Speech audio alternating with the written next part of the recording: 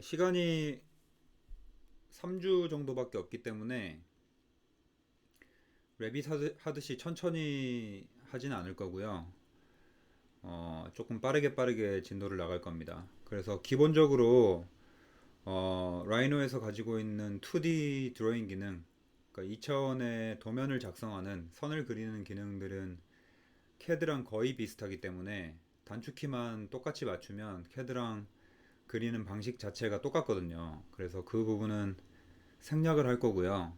그래서 여러분들이 당연히 이제 캐드를 다 잘 하신다는 가정하에 라이노의 본질인 이제 넙스 모델링, 3차원 모델링 위주로 진행을 할 거예요. 그래서 기본적으로 캐드랑 똑같이 설정을 맞추는 게 여러분들한테 조금 유리하겠죠. 라이노를 해보신 분도 있겠지만 아예 접하지 않으신 분들도 있기 때문에 그런 설정들을 맞추는 과정이 중요할 겁니다. 그래서 지금 보시는 화면은 제가 라이노를 쓸 때 이렇게 시각적으로 보이게 세팅을 해놓고 지금 사용을 하고 있는데, 아마 여러분들은 기본적으로 이 명령어 창이 상단에 붙어 있을 거예요. 기본 세팅이 라이노는 상단으로 가 있기 때문에.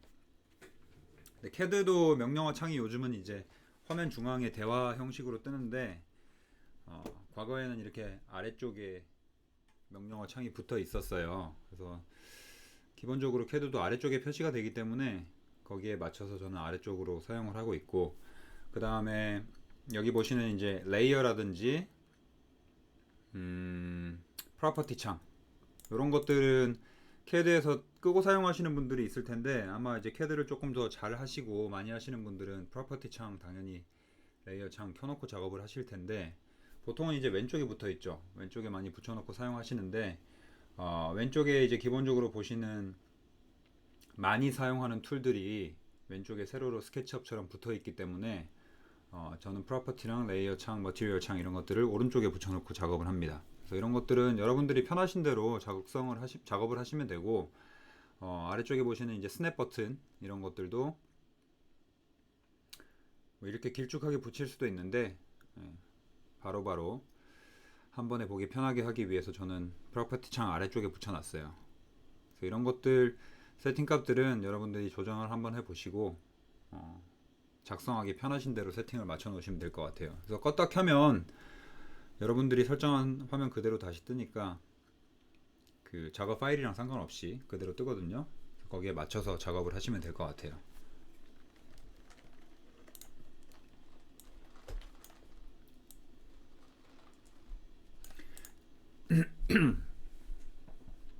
기본적으로 라이너에 관련된 모든 설정들은요, 캐드도 마찬가지인데 옵션즈라는 명령어를 통해서 바꾸게 되어 있어요. 제가 좀 크게 써드릴게요. 네, 옵션즈. 그래서 명령어를 입력을 한번 해보시면 이런 창이 하나 뜰 겁니다. 그래서 여러분들이 바꾸고 싶은 설정에 대한 모든 것들은 이 안에 다 들어있다라고 생각하시면 되고요. 기본적으로 제일 먼저 맞춰야 될 건 단축키겠죠. 근데 단축키라는 게 이제 어떤 명령어가 있는지 알아야지 거기에 따라서 이제 변경을 할 수 있을 텐데, 2D 드로잉들의 명령어들은 캐드랑 어, 거의 동일합니다. 완벽하게 동일할 것 같은데 조금 다를 수는 있어요. 그래서 다른 것들을 여러분들이 같은 속성을 인지를 하셔가지고 단축키 설정을 맞춰주시면 캐드랑 똑같은 기능으로 쓸 수 있겠죠. 그래서 단축키 설정은 아래쪽에 쭉 보시면 여기 aliases라고 되어 있는 shortcut이라고 표시가 안 돼 있고 aliases라는 단어로 표시가 되어 있는데, 이게 이제 영어 단어로 별명 이런 뜻이에요. 그 레빗에서도 마찬가지고 제가 영문판을 깔아서 쓰고 있는데 왜 영문판을 써야 되는지, 왜 영문판을 쓰면 좋은지는 제가 처음에 말씀드렸고, 되도록이면 여러분들도 특히나 라이너를 처음 접하신다면 영문판을 써서 거기에 익숙하게 작업을 하시는 게 좋습니다. 왜냐하면 모든 명령어들이 직관적이거든요. 문장으로 되어 있거나 영어 단어로 되어 있는데 어, 그 명령어들이랑 이 시스템 자체를 좀 동일한 언어로 생각하고 작업을 하시는 게 더 편해요. 예. 그래서 찾아보기도 편하고, 영문판을 꼭 그 설정 값을 바꿔서 설치를 하시고요. 지금 오른쪽에 보시면 제가 쓰는 단축키들을 이제 쭉 설정해 놓은 걸 보실 수가 있는데, 기본적으로 여러분들 단축키 설정이 안 되어 있으면 뭐 한 열 몇 개 정도의 단축키가 기본적으로 세팅이 되어 있을 거예요. 근데 여기서 여러분들이 필요한 명령어들을 추가하고 제거하고 변경하고 이런 식으로 이제 작성을 하면 되는 거겠죠. 근데 지금 보시면 alias라고 되어 있는 게 단축키, 여러분들이 실제로 입력을 하는 단축키고요. 우측에 커맨드 매크로라고 되어 있는 게 실제로 이 단축키를 입력했을 때 명령어가 쳐지는 명령어라고 생각하시면 돼요. 근데 오른쪽에 보시면 좀 특이하게도 명령어가 느낌표 띄우고 밑줄 명령어 이렇게 되어 있죠. 느낌표 띄우고 밑줄 명령어. 요거는 이제 라이노에서 명령어를 입력하겠다라고 하는 입력 신호라고 보시면 되고, 여러분들이 어떤 명령어를 그냥 단어만 입력을 해도 컴퓨터 자체에서 느낌표 띄우고 밑줄 어떤 명령어 이렇게 실행을 하게 된다, 이런 뜻이에요. 그래서 작성해 주실 때 똑같은 방식으로 입력하는 게 좋겠죠. 쭉 가다 보면 줌 쪽에서 설명드리는 게 좋을 것 같은데, 예. 줌 쪽에 보시면 느낌표가 아니라 작은 따옴표 밑줄 명령어 이렇게 되어 있죠. 작은 따옴표 밑줄 명령어. 그래서 느낌표랑 작은 따옴표 명령어 시작의 차이는 뭐냐면, 느낌표 명령어들은 여러분들이 명령어를 실행을 하고 어떤 명령어를 작성하신 다음에 그 명령어를 종료를 해야만 하는 명령어고요. 작은 따옴표로 되어 있는 명령어는 특정 명령어를 사용하고 있는 도중에 중간에도 입력을 하면 바로 사용을 할 수 있는 명령어예요. 그래서 뭐 줌으로 상상을 해보시면 여러분들이 폴리라인을 그리는 도중에 줌 명령어를 중간에 입력을 하셔도 그 줌 명령어대로 명령이 먹는다, 이렇게 생각하시면 되겠죠. 그래서 명령어 중간에 작성할 수 있는 명령어는 작은 따옴표로,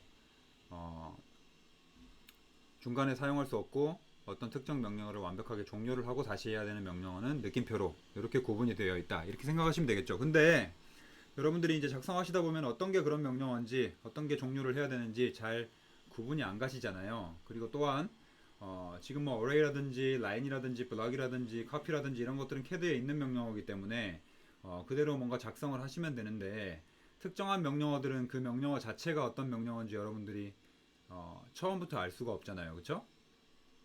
그렇기 때문에 저는 제 수업 시간에는 전부 명령어 위주로 아예 명령어를 알려드릴 텐데, 저는 무조건 단축키를 사용한다는 전제하에 프로그램을 가르치거든요. 그렇게 알려드릴 텐데, 만약에 여러분들이 새로운 시도를 해보거나 어디서 아이콘 클릭하는 걸 봤는데 그게 어떤 명령어인지 모르겠다 라고 하시는 분들은 특정한 아이콘들 집합이 여기에 있죠. 많이 쓰는 것들이 있고, 위쪽에 이제 리본 탭들 보시면 하부에 소속된 명령어들을 쭉 이렇게 보실 수가 있을 텐데, 여러분들이 작성하고 싶은 명령어에 가서 Shift 우클릭을 하시면, Shift를 누르신 상태에서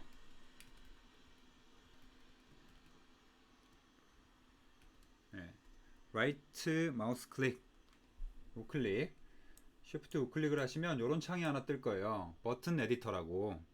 그래서 이런 아이콘들도 여러분들이 픽셀로 제작을 해가지고 변경을 하실 수도 있고 여러 가지 상황들을 바꿀 수가 있는 창이 뜨는데, 그쪽에 보시면 레프트 마우스 버튼이랑 라이트 마우스 버튼 이렇게 두 개가 되어 있죠. 라이너는 좀 특이한 게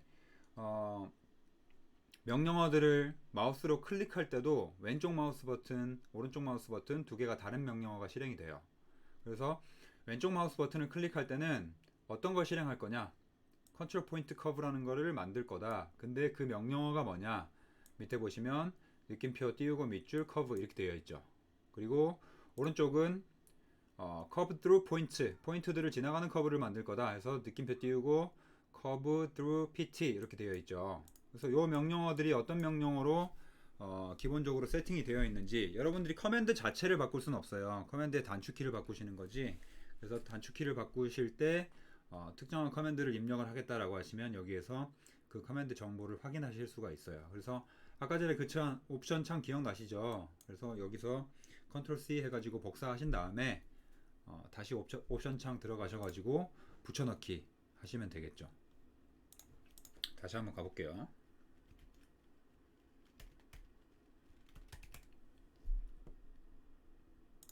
요 창에 여기 칸에다가 붙여넣기 하고 여기에 원하는 단축키 입력하고 이렇게 하시면 되겠죠.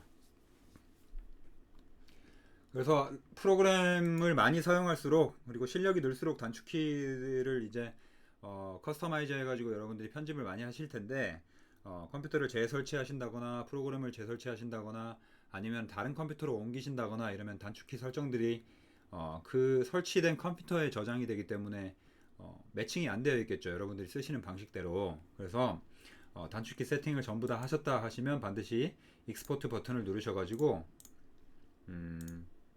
바탕화면에 예를 들어 단축키를 이렇게 내보낼 수 있어요. 텍스트 파일로 단축키를 이렇게 내보내시면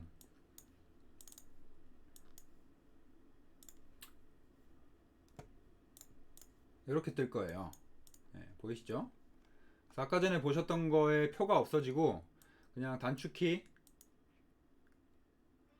띄우고 그 단축키에 해당하는 명령어 단축키 띄우고 해당하는 명령어 이렇게 쭉 나열돼 가지고 메모장 형식으로 익스포트가 될 겁니다.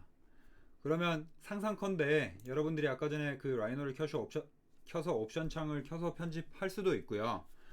필요한 명령어와 단축키가 있다라고 하시면 그냥 이 메모장에다가 작성을 하실 수도 있겠죠. 그래서 예를 들어 뭐 어떤 명령어가 있다. 그러면 여러분들이 그 명령어를 사용하고 싶은 단축키를 입력을 하시고 한 칸 띄우고 느낌표 띄우고 밑줄 카피 이런 식으로 작성을 하시면 이 카피 명령어를 사용하실 수가 있게 되겠죠. 근데 메모장에다가 지금 이 상태로 컨트롤 S 눌러가지고 저장을 하시면 메모장이 저장이 될 텐데 이 저장한 정보를 다시 컴퓨터에 적용을 시켜야겠죠, 그렇죠?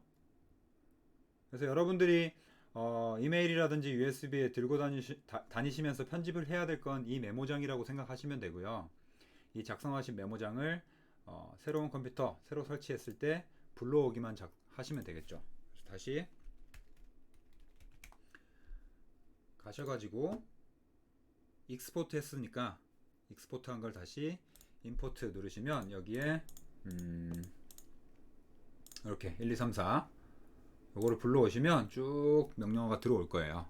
명령어가 들어오면 그 명령어대로 바로바로 여기에 매칭이 되겠죠. 이렇게. 그래서 OK만 누르면 바로 적용이 될 겁니다.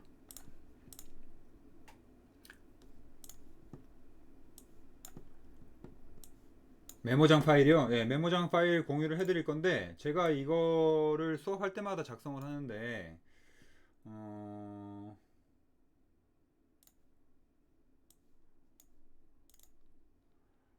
강의 자료를 제가 전부 공유를 드릴 건데 어떻게 되어 있냐면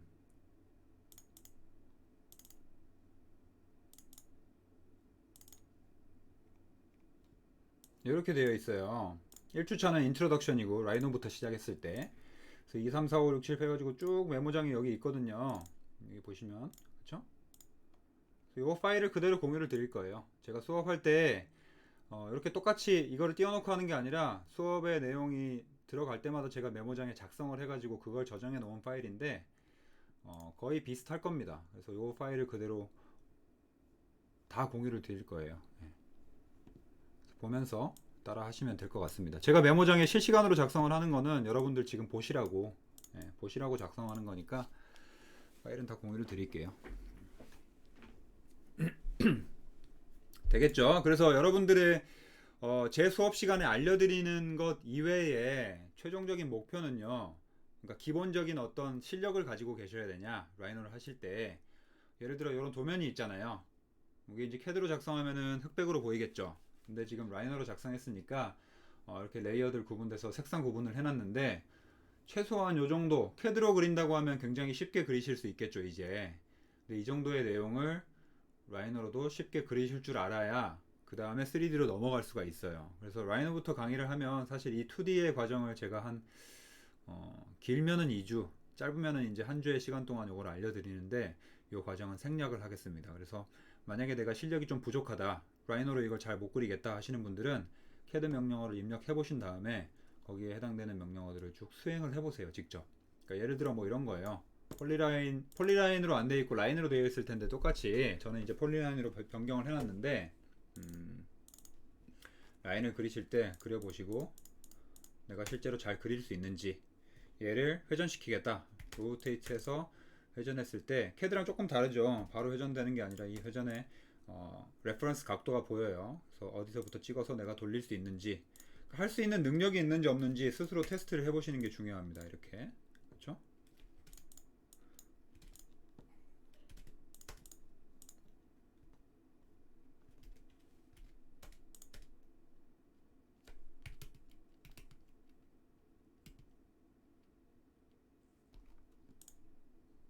네, 이런 것들.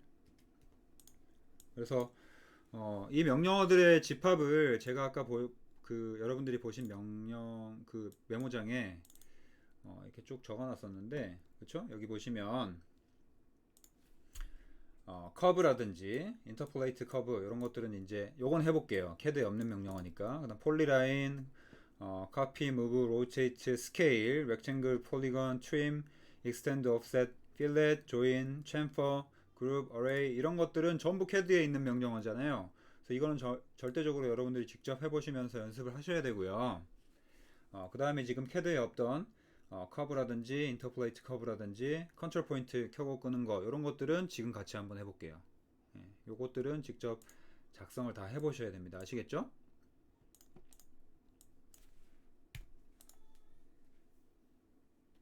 자, 그 다음 그 전에 옵션즈 다시 한번 들어가 가지고 단축키 설정 있었고요. 그 다음에 그리드 설정을 한번 해볼 거고, 또 유닛이라고 하는 게 있을 거예요. 여기 있죠, 그쵸? 예. 그래서 기본적으로 여러분들이 밀리미터로 유닛 설정이 되어 있는지 반드시 파일 작성 전에 확인을 하시고요. 가끔 이제 인치 피트로 되어 있는 경우가 있어요. 나의 의도랑 다르게. 그러면 이제 큰일 나겠죠. 예, 스케일이 안 맞을 테니까 출력을 했을 때. 그래서 밀리미터로 되어 있는지 요거 확실하게 확인하고 시작하시고, 그리드라는 건 뭐냐면 사실 설정을 해도 되고 안 해도 되는데, 보통 라이노 이제 알아서 잘 하시는 분들은 요 설정을 안 하고 사용들을 많이 하세요. 근데 지금 보시는 요게 그리드인데, 왜 자꾸 이동하냐? 네, 여기 보시는 게 그리드인데, 이 그리드가 뭐를 지칭하는 거냐면 여기도 있고 여기도 있고 여기도 있고 여기도 있죠, 그쵸? 근데 라이노는 캐드랑 다르게 3차원의 모델링을 할 수 있는 툴이기 때문에 기본적으로 우리 뭐 기술 시간에 배웠던 제도 도면을 바탕으로 탑 뷰, 프론트 뷰, 라이트 뷰 세 개의 뷰로 3차원의 입체를 표현하고 인식할 수 있도록 뷰가 설정이 되어 있고요. 그러니까 이거는 건축적인 건 아니에요. 약간 제품 디자인 요쪽에 특화된 툴이라고 보시면 돼요. 실제로 라이노가 건축을 위해서 개발된 툴은 아니고요. 제품 디자인이나 자동차 디자인 이런 분들이 많이 사용하시는 툴인데 건축에도 활용이 가능하기 때문에 응용이 된 툴이라고 생각하시면 되고, 그래서 이렇게 기본적인 세 개의 뷰가 세팅이 되어 있고 나머지는 이제 3차원 퍼스펙티브 뷰로 설정이 되어 있어요. 각각의 뷰들은 더블 클릭하면은 확대, 축소 다 가능하게 되어 있고, 여러분들이 듀얼 모니터를 사용하신다 그러면 특정한 뷰를 드래그 해가지고 반대쪽 화면으로 넘겨서 크게 보실 수도 있습니다. 그래서 그런 것들은 수업 시간에 원래 다 해보는데 해보지 않을게요. 다 넘어갈게요. 그리고 각각의 뷰에 대한 설정들이 있는데, 레빗에서도 겪으셨겠지만 각각의 뷰에 대한 설정들은 그 뷰에만 먹어요. 정확히 잘 기억해 두셔야 돼요. 뷰 설정에 대한 것들은 뷰에만 먹는다. 근데 그 뷰 설정들을 어디서 하느냐, 여기 화살표를 클릭해 보시면, 여기 화살표들 클릭해 보시면 뷰를 바꿀 수 있는 설정들이 굉장히 많아요. 그래서 어떻게 디스플레이를 시킬 거냐, 레빗에서 기억나시죠? 와이어프레임 뷰, 쉐이디드 음영 뷰, 렌더 뷰, 고스트 뷰, 엑스레이 뷰, 테크니컬 아티스틱 펜 이런 것들이 있는데, 엑스레이 뷰 이후에는 요 아래쪽에 있는 뷰들은 잘 사용하지 않습니다. 모르셔도 상관이 없을 정도로. 그 다음에 뭐 어떻게 뷰 세팅을 할 거냐, 카메라 뷰를 어떻게 할 거냐, 여러 가지 뷰에 대한 설정들을 여기서 전부 바꿀 수가 있는데, 이런 것들도 사실은 많이 쓰는 기능들은 단축키로 지정을 해놓고 쓰시면 좋은데, 기본적으로 뷰를 바꿀 수 있는 요 항목들은 전부 단축키 지정이 되어 있어요. 이미 여러분들 컴퓨터에도 많이 바꾸면서 사용을 하기 때문에. 그러니까 예를 들면 이렇게 박스를 그렸는데, 이 박스가 지금 와이어프레임 뷰로 되어 있잖아요, 그렇죠? 3차원을 그렸는데 와이어프레임 뷰로 되어 있단 말이에요. 근데 이 뷰를 여러분들이 수시로 변경을 하면서 작성을 하실 일이 있어요. 왜냐하면 박스 안에 박스가 있다고 가정을 해보면,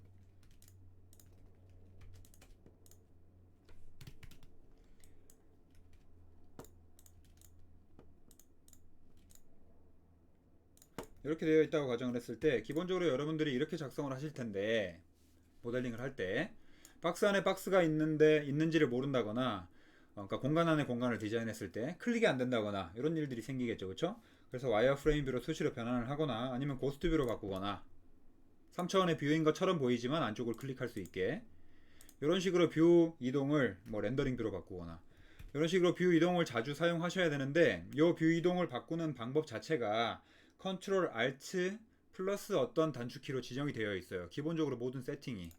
그래서 저는 이 설정을 바꾸지 않았거든요. 컨트롤 플러스 알트 플러스 어떤 단축키, 5가 아니에요. 이거 뭐라고 표현해야 될까? 이렇게 비워놓을게요. 이렇게 되어 있어요. 컨트롤 알트 누른 상태에서 어떤 단축키를 같이 누르면 뷰 설정이 쭉 바뀌는데, 제가 영문판을 깔라고 한 이유가 이런 것들 중에 하나예요. 그래서 보시면 여기 보시면 와이어프레임, 쉐이디드, 렌더드, 고스티드 이렇게 영어로 그냥 여러분들이 이해하고 이 현상을 그대로 받아들이시면 좋은데, 한글판으로 번역을 하면은 뭐 예를 들어 음영 뷰, 렌더링 뷰, 고스트 뷰도 그냥 고스트 뷰 이렇게 한글로 그냥 막 다 적어놨어요. 그러니까 정확하게 이게 예를 들어 뭐 뭐라고 하면 될까요? 음, 영어랑 한글로 대치되는 단어를 바꾼 게 아니라 영어를 발음 그대로 한글로 옮겨놨어요. 좋은 번역 방법이 아닌데, 라이노를 취급하는 이제 라이노 코리아의 어떤 한국 회사가 있겠죠. 거기에 인력이 그렇게 큰 회사가 아니기 때문에 거기에 번역하시는 분이 그냥 편하게 번역을 한 거예요. 그러니까 뭐 아티스틱 뷰다 이러면 사실은 뭐 예술적인 뷰 이렇게 번역을 하는 게 맞는데, 그냥 아티스틱 뷰 이렇게 번역을 하는 거예요.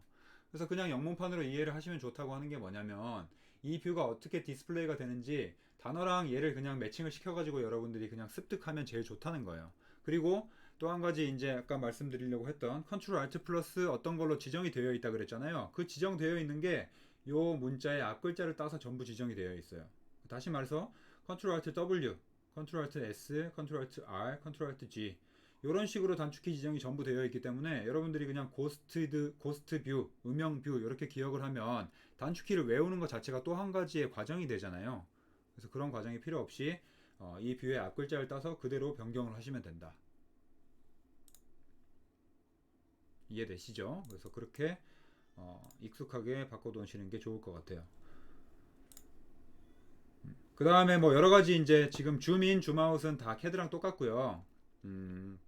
스케치업이랑 캐드 3D랑 라이노 요거에 좀 다 달라요. 그러니까 오비트 하는 기능이 다르고 펜 기능이 다르고 이래서 저도 이제 여러 가지의 3차원 그 프로그램을 같이 띄워놓고 작업할 때가 있는데, 순간적으로 프로그램을 변환하면 좀 헷갈릴 때가 있습니다. 그래서 그런 것들은 좀 적응을 하실 필요가 있는데, 예를 들어 3차원 뷰, 오비트 기능 돌리는 뷰는 실제로 이제 캐드 같은 경우나 스케치업은 휠을 누르신 상태에서 돌리면 돌아가잖아요.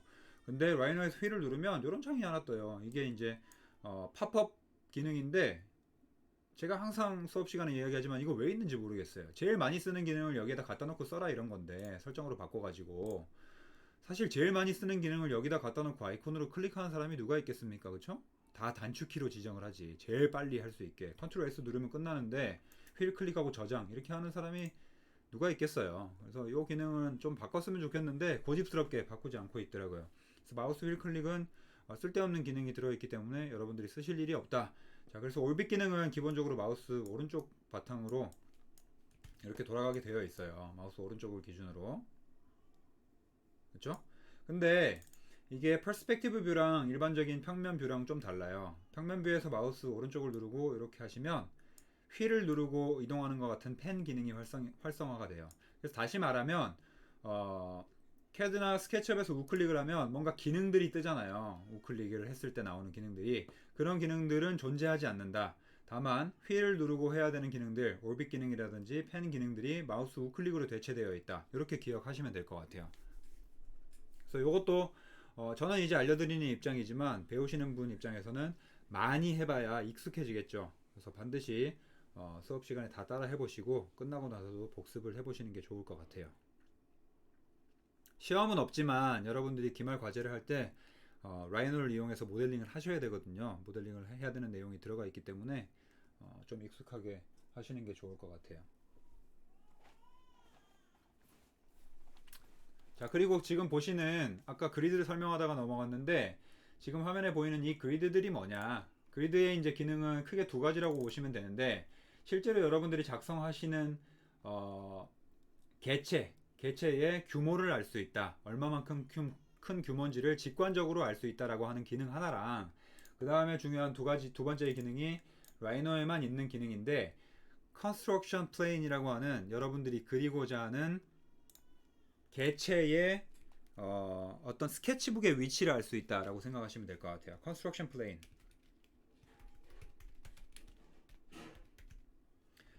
시공이라는 뜻인데 뭐 어떤 구성되는 구성이라고 생각할게요. 구성되는 평면을 알 수 있다. 그래서 무슨 말이냐면 여러분들이 가지고 있는 뷰가 탑뷰다라고 하면 위에서 내려다본 뷰로 뭔가가 그려져야 되고요. 그렇죠? 프론트 뷰면 프론트 뷰에 그려져야 되고 라이트 뷰면 라이트 뷰에 그려져야 되잖아요. 그래서 그렇게 3차원의 기능에 맞게끔 지금 세 가지의 평면이 그리드로 표현이 되어 있는 거예요. 3차원으로 표현하자면 이런 거죠. 예를 들면 이렇게 되어 있는 플레인이 하나가 있고요.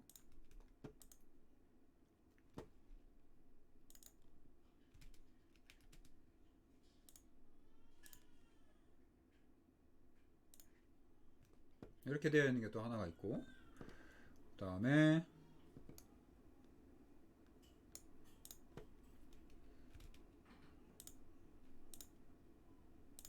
이렇게 되어 있는 게 하나가 있고 제가 뭐 정확하게 같은 크기로 그린 건 아니지만 이렇게 되어 있는 개체가 그러니까 화면이 컨스트럭션 플레인이 구성이 되어 있다라고 생각하시면 돼요. 0,0,0을 기준으로 요게 탑뷰 그렇죠? 그다음 요게 프론트 뷰, 이게 라이트 뷰, 이게 레프트 뷰, 그 다음에 요게 백 뷰가 되겠죠, 그렇죠? 그 다음에 요게 바텀 뷰, 탑, 바텀.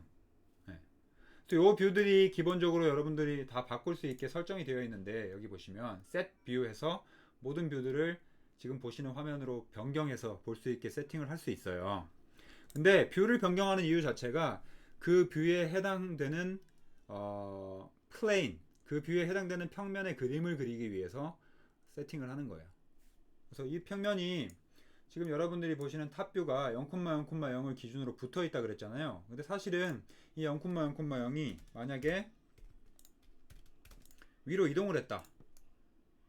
0,0,10 정도로 이동을 했다. 그러면 컨스트럭션 플레인이 0,0,10에 있기 때문에 여러분들이 어떤 그림을 작성하시면 0,0,0의 바닥에 붙어서 그려지는 게 아니라 0,0,10의 플레인에 그려진다는 거예요. 그래서 여러분들이 어디에 그리고 있느냐, 내가 어디를 기준으로 그리고 있느냐를 직관적으로 디스플레이를 해주는 게 컨스트럭션 플레인입니다. 그래서 그 컨스트럭션 플레인이 눈에 안 보이면 사실 여러분들이 작성을 하실 때 정확하게 작성을 한다고 볼 수 없겠죠. 그래서 반드시 컨스트럭션 플레인을 변경을 해두고 작성을 하는 습관을 들이시는 게 좋아요. 그래서 지금 다시 한번 돌아가서 옵션을 하다가 이런 그 내용을 설명하게 됐는데 그들을 보시면 그리드의 마이너 그리드 라인 스페이싱이 1mm로 되어 있죠. 그러니까 이 작은 거, 큰 거 말고 이 작은 거의 한 칸이 1mm인 거예요. 1mm. 근데 우리 건축은 밀리미터 단위로 작성을 하는 굉장히 큰 스케일의 디자인이잖아요. 그렇죠? 그래서 1m의 벽체를 그린다라고 하면 1000이라는 수치를 입력하잖아요. 1000mm를 입력하잖아요. 그래서 그 스케일이 일반적인 제품이나 이런 것들에 비해서 1000배만큼 커요. 그래서 여러분들이 지금 보시는 것처럼 1mm로 작성을 하고 하시면 항상 모델링을 하시는 파일을 열어보면 이 컨스트럭션 플레인이 눈에 보이지 않을 정도로 작게 되어 있어요. 그래서 그 컨스트럭션 플레인을 구분하기가 쉽지 않기 때문에 되도록이면 얘는 바꿔놓고 작업을 하시는 습관을 들이시는 게 좋다.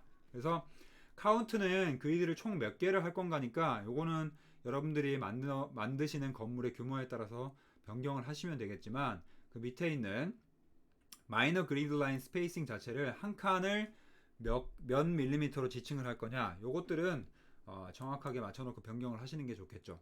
건축은 건축 시공 오차라는 게 존재하는데요. 뭐 5%까지 인정을 해준다, 뭐 3%까지 인정을 해준다 이런 법적 기능이 있어요.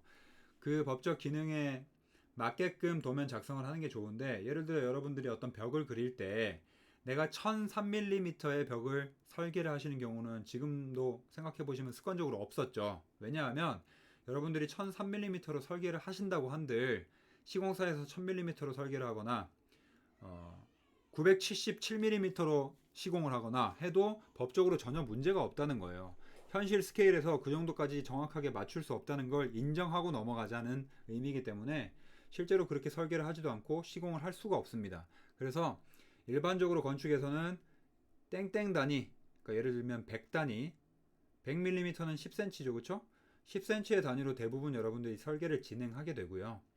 조금 정교하게 한다 그러면 5cm, 50mm 단위까지 사용을 해서 설계를 할 수는 있겠죠.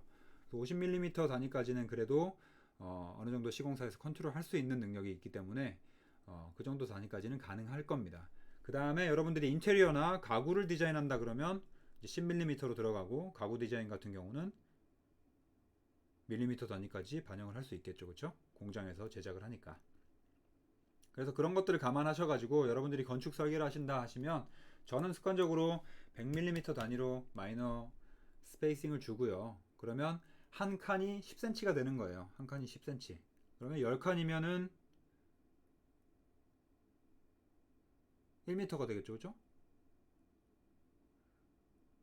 그러니까 마이너가 10cm니까 메이저, 아까 우리 10칸 단위로 굵은 선이 그려져 있었잖아요.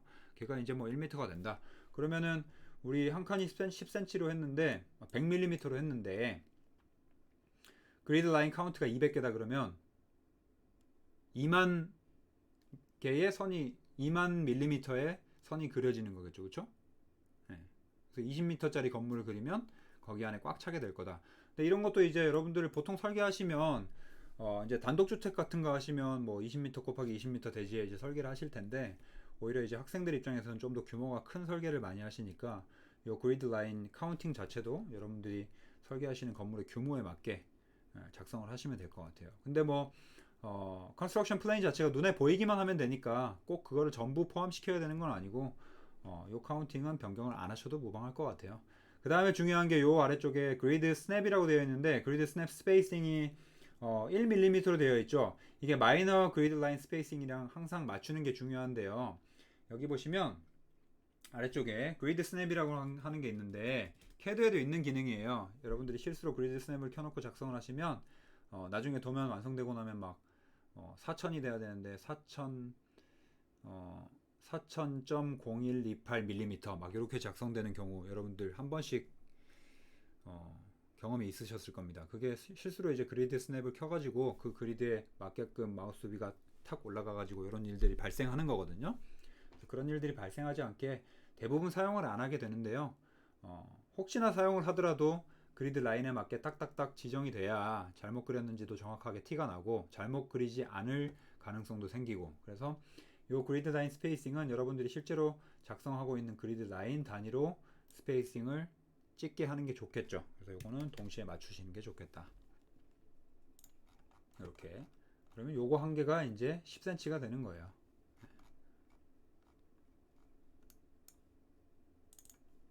요 그리드 설정들은 다 똑같이 따라갑니다. 이렇게.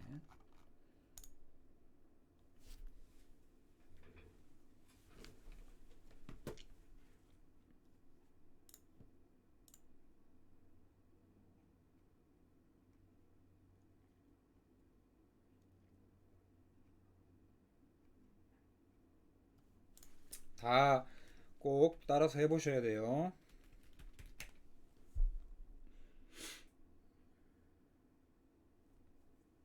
자, 그 다음에 기타. 여러분들이 사실 라이노를 도면 그리는 툴로는 잘 사용하지 않기 때문에 제가 이런 것들 세세하게 다 알려드리진 않는데 해치에 대한 설정들, 그 다음에 라인 타입. 캐드로 치면은 캐드에서 라인 타입 치면 라인 타입을 변경할 수 있고 해치를 치면 해치를 작성할 수 있고 이렇게 되잖아요. 그런 것들에 대한 사실 설정은 캐드 같은 경우는 입력을 하면 위쪽에 이제 리본 명령이 뜨면서 거기서 설정을 변경할 수가 있는데 라이너는 도면 작성하는 툴은 아니다 보니까 이런 설정들이 다 여기 안에 들어가 있어요. 그래서 이런 설정들을 여러분들이 원하시는 대로 스케일도 변경을 하실 수가 있고, 내가 점선을 입력했는데 점선으로 표시가 안 됐다라고 하시면 여기서 똑같이 스케일 변경을 해주시면 되겠죠, 그렇죠? 우리는 큰 단위로 작성을 하니까.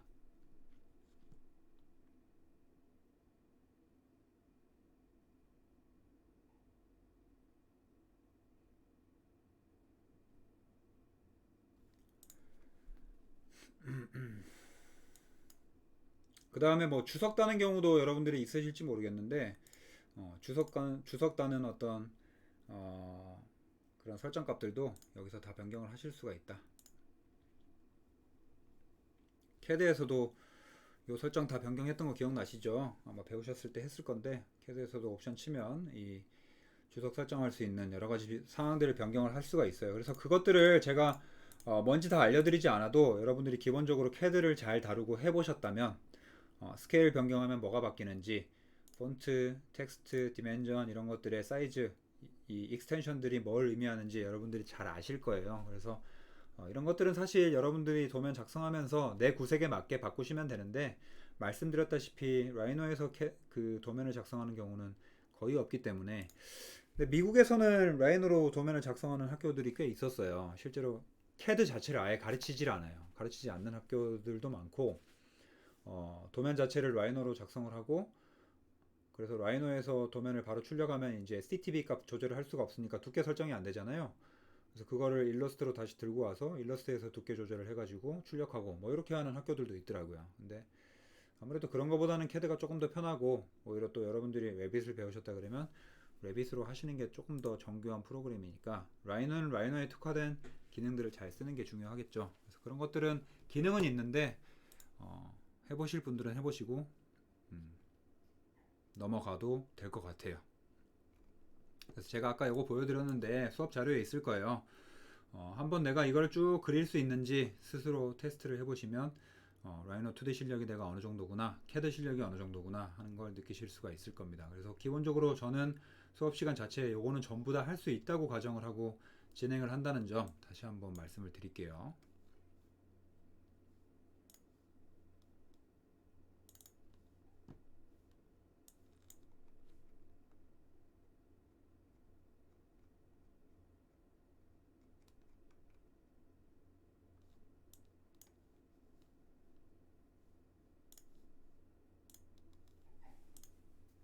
자, 그리고 기본적으로 중요한 이제 라이노의 개체 개념에 대해서 좀 알려드릴 텐데, 이렇게 제가 이제 작성을 해왔는데,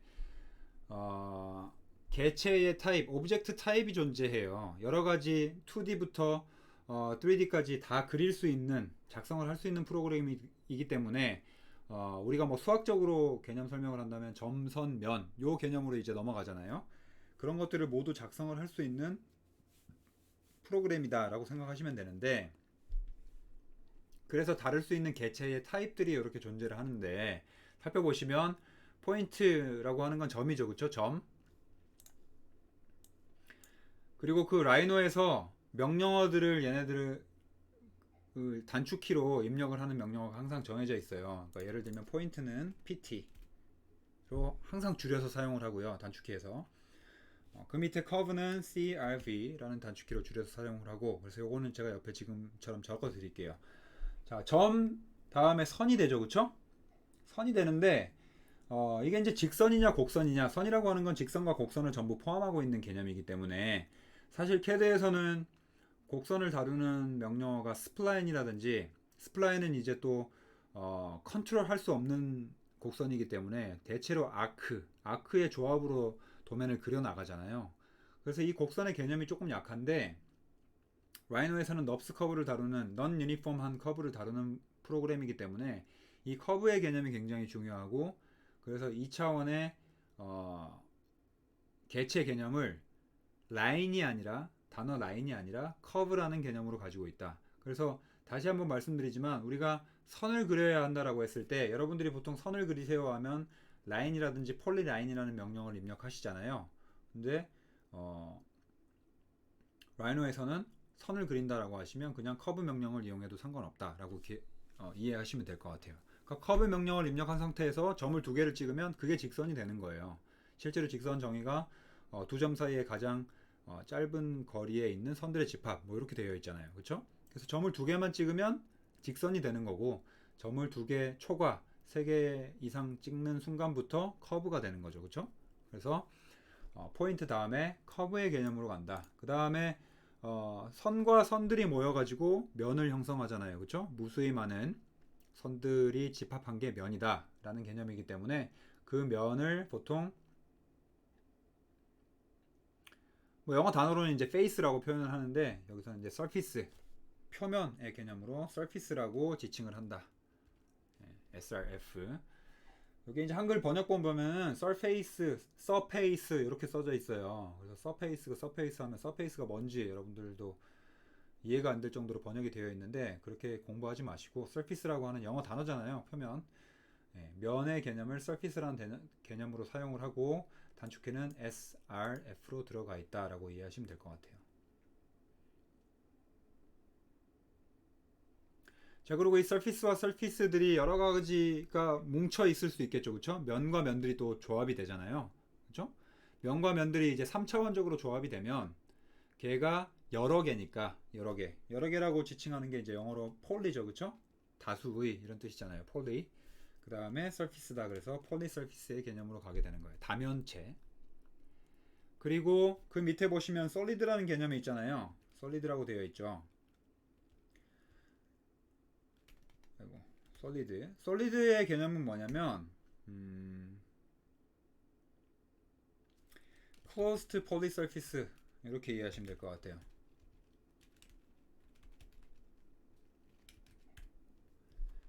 닫혀 있는 다면체가 solid다. 그러니까 더 고차원적인 건 아니고요. 폴리서피스보다 어차피 지금 이제 다 3차원에서 놀고 있잖아요. 다른 개념이다라고 생각하시면 될 것 같아요. 그러니까 폴리서피스라고 하는 건 아까 전에 보신 것처럼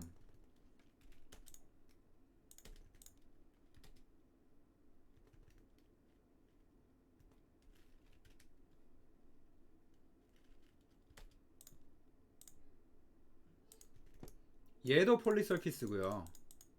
그렇죠? 얘를 이제 조인시키면 이렇게 하나의 대상으로 지칭이 되거든요. 실제로 이제 떨어져 있지만 하나처럼 클릭이 돼요.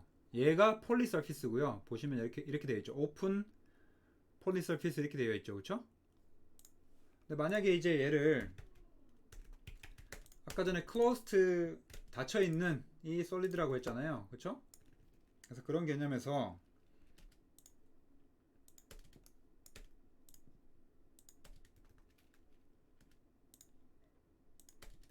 이렇게 만들어 놓고 다 조인을 시켰다. 그러면 이제 안과 밖이 구분된 닫힌 surface들이잖아요. 그렇죠? 그래서 클릭을 해보면 closed, solid, poly surface 이렇게 되어 있어요. 이렇게 뭐 단어가 이렇게 섞여 있는데 closed poly surface라고 하는 개념 자체가 solid다라고 생각하시면 돼요. 그래서 이거는 CAD에서 어떻게 이해를 하는 거냐. 줌인을 해보시면 여기에 여러분들이 안에 들어갈 수 있는 것처럼 보이긴 하지만 실제로 스케치업이랑 똑같이 얘 속이 꽉 차 있다라고 개념적으로 인식을 하는 거예요. 이 프로그램에서. 개념을 잘 이해를 하셔야 될 것 같아요.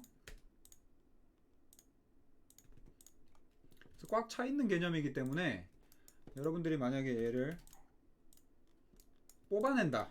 내가 뭔가 추출을 하겠다. 라고 하시면 이렇게 추출되고 원래 여기가 꽉 차 있었던 것처럼 요 면들이 자연스럽게 생성이 되는 거죠. 원래 있었던 거니까 이렇게 굴삭기로 파낸 것처럼 이렇게 파낼 수가 있는 거죠. 그렇죠? 속이 비어있다면 비어있는 개념으로 컴퓨터가 인식을 했다면 이 면들이 존재하지 않겠죠. 그렇죠? 이렇게 만들어지겠죠. 근데 closed poly surface는 solid의 개념으로 인식하기 때문에 속이 꽉 차 있는 걸로 인식을 하는 다른 개념의 개체다라고 이해하시면 될 것 같아요.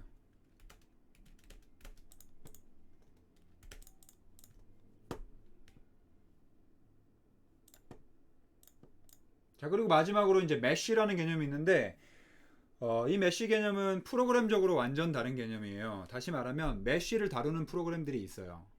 폴리건 모델링을 다루는 프로그램들이 있는데 뭐 지브러시라든지 뭐 마야라든지 이런 3차원의 애니메이터들이 사용하시는 프로그램들이 있거든요. 그래서 요거는 라이노랑 모델링 개념 자체가 아예 달라요. 근데 실제로 라이노라고 하는 프로그램에서 다루고 있는 커브들은요. 커브의 선이나 그런 면들은 굉장히 이상적인 가상의 면들이에요. 다시 말하면 여러분들이 라이노에서 모델링하는 그런 유려하고 아름다운 곡선들은 실체화 하실 수가 없어요. 현실적으로 제작이 불가능한 곡률들입니다. 수시로 변하고 좌표마다 변하는 곡률들이기 때문에 실제로 제작을 할 수가 없어요. 그러면 거꾸로 말하면 현실적인 개체로 제작을 하기 위해서는 제작이 가능한 수준으로 쪼개져서 나와야겠죠. 그러니까 동대문 DDP 디자인 플라자를 예를 들어 보면 여러분들이 유심히 보셨는지 모르겠지만 그 면들이 굉장히 작은, 실제로 규모가 커서 뭐 눈앞에서 봤을 때는 되게 작진 않지만 그 면에 비해서 작은 면들로 쪼개져 있어요. 가까이서 보시면 그 쪼개진 면들의 곡률을 다 따로따로 계산해 가지고 현실적으로 쭉 붙였을 때 멀리서 바라봤을 때 하나의 이어진 곡률처럼 보이는 거죠. 그래서 그렇게 작게 쪼개진 사각형들이니까, 사각형이 폴리곤이잖아요, 그렇죠? 다면체 중에 하나니까 그런 폴리곤들의 조합으로 곡률을 표현하는 것, 그것이 폴리곤 모델링인데요. 폴리곤 모델링을 표현을 할 수 있는 기능이 있다, 메쉬로. 그래서 한번 살펴보시면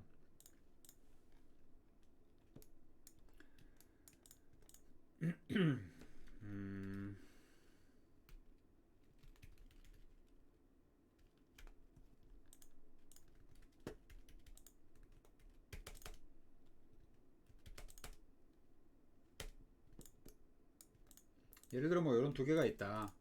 근데 지금 렌더링 뷰로 보시면 이렇게 깔끔한 그냥 면들이잖아요. 선들은, 아이고, 선들은 여러분들이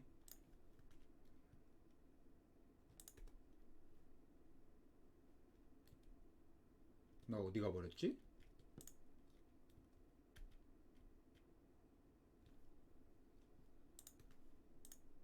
다 꺼져버렸어.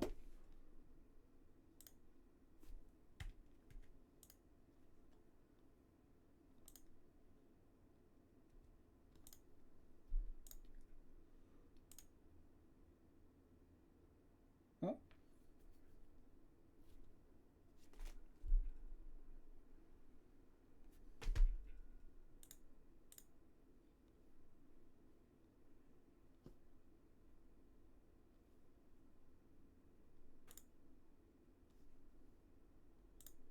왜 이렇게 바뀌었지? 네. 여기서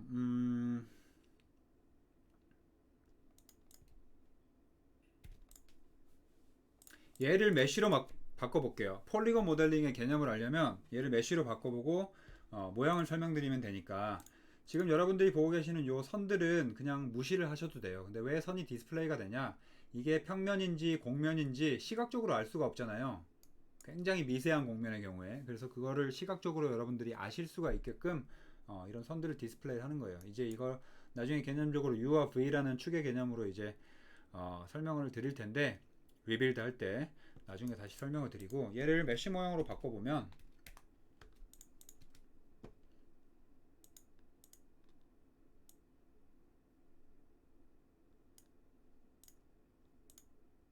이렇게 표현이 되죠. 아까랑 다른 방식으로 디스플레이 된 거 느껴지시죠? 그쵸?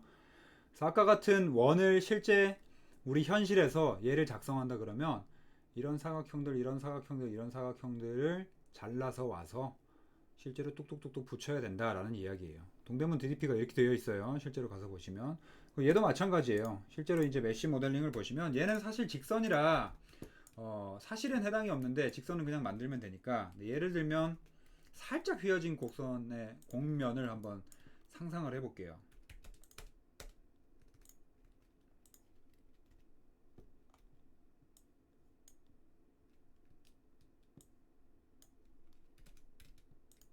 굉장히 미세하게 이렇게 휘어졌다고 가정을 해봅시다. 이렇게 이런 식으로, 그렇죠? 얘를 현실적으로 시공을 하려면, 작성을 하려면 이렇게 사각형을 잘라가지고는 여러분들이 만들 수가 없겠죠. 여기서 이렇게 휘어져 있으니까, 그렇죠? 이런 경우에 이제 메쉬 모델링을 통해서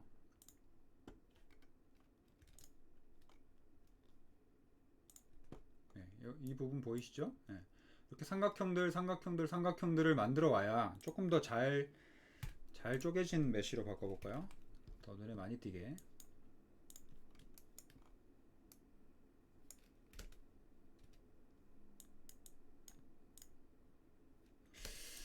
삼각형들로 조합된 걸 보고 싶은데 이 정도가 최선인가? 네, 그래서 요렇게 잘라가지고 붙이면 각은 살짝 져 있겠죠. 자기들끼리 각도는 살짝 져 있겠지만 실제로 이제 이런 것들을 잘라 붙이면 이런 곡면을 만들 수 있다. 그래서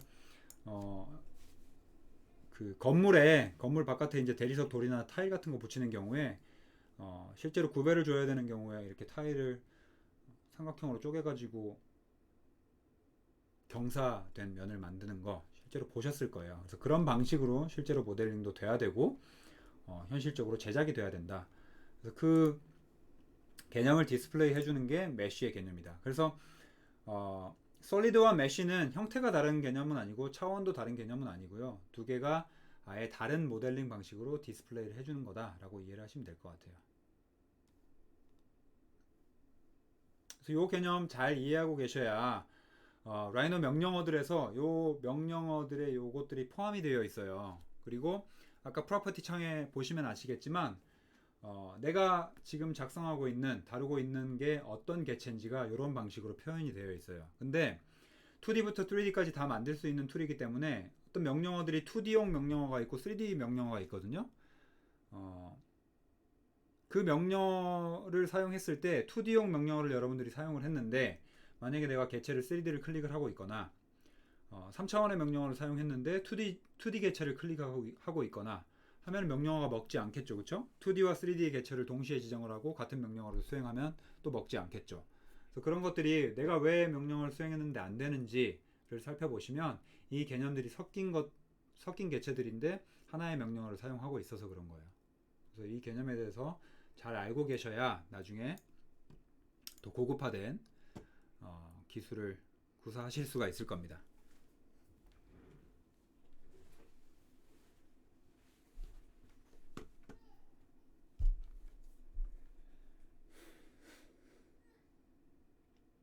그래서 기본적으로 아까 전에 그 2D 드로잉 했던 거 기억나시죠? 집.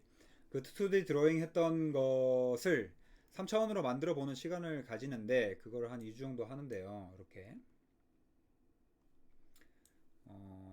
모델링 완성된 파일이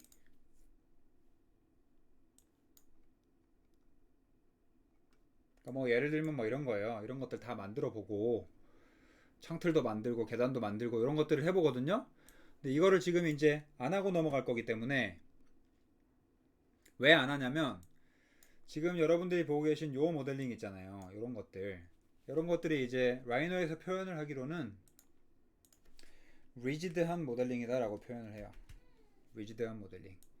이게 이제 영어 단어로 쳐보면 경직된, 딱딱한 뭐 이렇게 번역이 되나?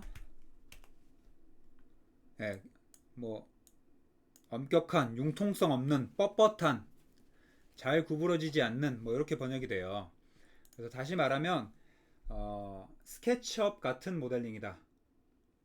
푸시플로서 만들 수 있는 푸시플로 모든 것들을 만들 수 있는 모델링이다 해서 리지드 모델링이다 라고 표현을 하는데 라이노에서 리지드 모델링을 잘 다루는 것도 사실 중요하긴 한데 여러분들이 이제 워낙 스케치업이 익숙하시고 스케치업 사용하기가 편하기 때문에 리지드 모델링만 다룬다라고 했을 때는 스케치업으로 하시는 게 사실 훨씬 빠르고 쉽고 편리해요.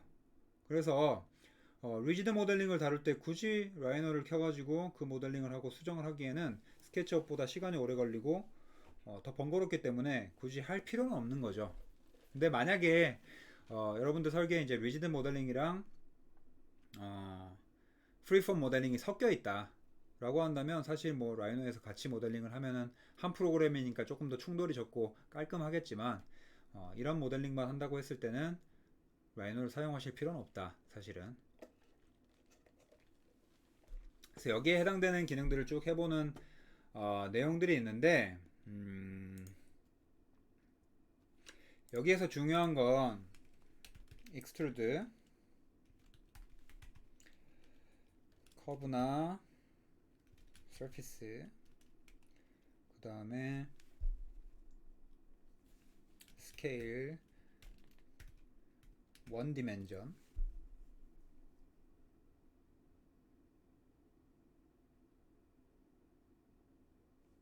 요 정도인 것 같아요. 예, 요 정도. 그 다음에 요거는 같이 해볼 건데 부을 연산을 쓰는 불리한 명령어들은 지금 다 같이 해볼 거거든요. 근데 지금 얘를 하는 데 있어서 여러분들이 결국은 2D를 그릴 수 있다라고 하면 얘를 3차원적으로 어떻게 내가 위지드한 벽체, 위지드한 어, 창문, 문 이런 걸 만들 수 있느냐, 만들 수 있는 능력만 있으면 되는 거잖아요. 그렇죠? 3차원적인 2D의 개체를 3D로 바꿀 때 가장 필요한 명령어가, 이제 가장 쉽고 빠르게 만들 수 있는 명령어가 extrude라는 명령어다. 요것만 기억하시면 될 것 같아요. 돌출시키다 라는 뜻이거든요. extrude. 그래서 여러분들이 CAD를 불러왔다고 가정을 하고 임포트 해왔을 때 그 CAD 선들을 바탕으로 스케치업도 다시 모델링을 올리잖아요. 3차원으로. 그걸 바탕으로 여러분들이 만약에 CAD 자료를 들고 왔을 때 얘를 3차원적으로 어떻게 올릴 거냐 라고 생각했을 때는 extrude라는 개념만 잘 알고 계시면 된다. 그래서 이거는 제가 그냥 한번 보여드릴게요. 만약에 여러분들이 벽체를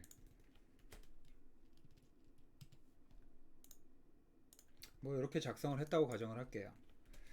오프닝도 그냥 같이 한번 만들어 볼까요?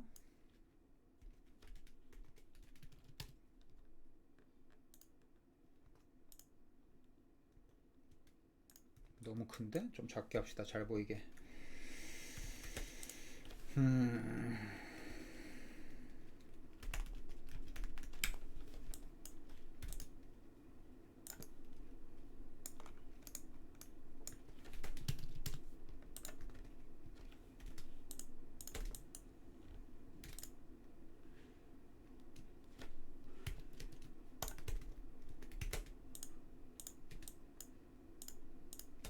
뭐 이런 도면을 불러왔다고 가정을 해볼게요.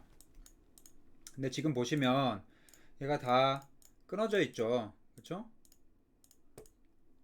CAD에서 여러분들이 다 조인을 시켜놨으면 얘가 다 붙어 있는데 CAD에서 폐곡선으로 작성을 하지 않고 들고 오면 얘네들도 선들이 다 부족한 상태로 들고 오겠죠. 그래서 반드시 CAD에서 하나의 개체를 폐곡선으로 만드는 과정을 다 하신 다음에 들고 오시는 게 훨씬 좋아요. 그러면 얘네가 이렇게 조인된 상태로 이렇게 불러올 거예요.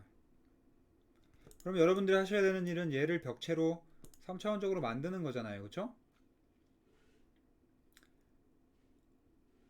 그러면 지금 보고 있는 게 2D, 2차원의 선이기 때문에 얘를 3차원의 벽체로 가기 위한 과정을 생각을 해보면 두 단계가 있겠죠.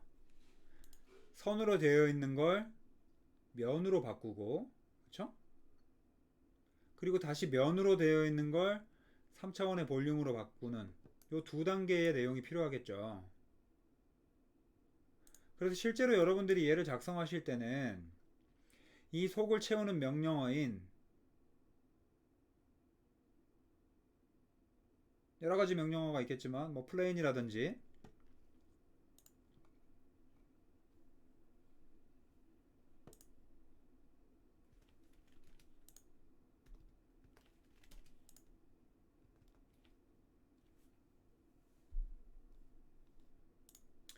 요거는 하고 넘어갑시다.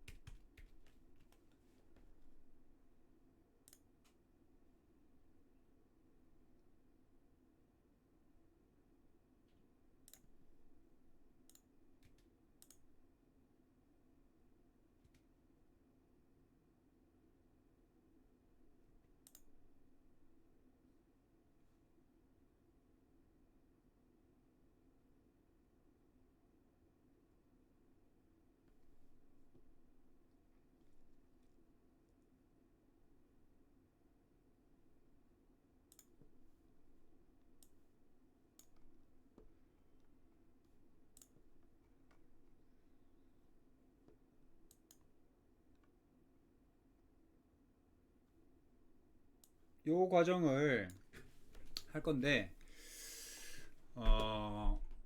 사각형이 있을 때 그 사각형을 사실은 이제 면을 만들어 놓고 그 면을 3차원으로 이렇게 올리는 두 단계의 과정을 겪어야 되잖아요. 그래서 여러분들이 그 면을 채우는 과정을 한번 하고 다시 그 면을 쭉 적층해 가지고 레이저 3D 프린팅 하듯이 쭉 적층해 가지고 이렇게 쌓아 나가는 과정을 해야 되는데 그 과정 자체가 두 단계로 되면 여러분들이 모델링 할 때마다 뭐 만들고 다시 올리고 뭐 만들고 다시 올리고 이런 과정을 겪어야 되잖아요. 그렇죠? 그래서 라이노에는 그 과정들을 생략할 수 있는 바로 갈 수 있는 명령어들을 입력할 수 있는데 예를 들면 여러분들이 지금 아까 제가 extrude라는 명령어가 있다고 말씀드렸는데 extrude를 입력을 해보시면 이 extrude가 포함이 되어 있는 명령어들이 여기 쭉 뜰 거예요. 그 중에서 눈여겨볼 건 여기 extrude curve라고 하는 명령어가 하나 있고요. 그 다음에 여기 extrude surface라고 하는 명령어 이렇게 하나 있을 거예요. 그냥 extrude는 없고 어떤 개체를 지칭하게 되어 있죠. 그쵸? 그래서 내가 extrude 돌출시키고자 하는 대상이 어떤 개체인지를 여러분들이 미리 파악을 하셔야 되는데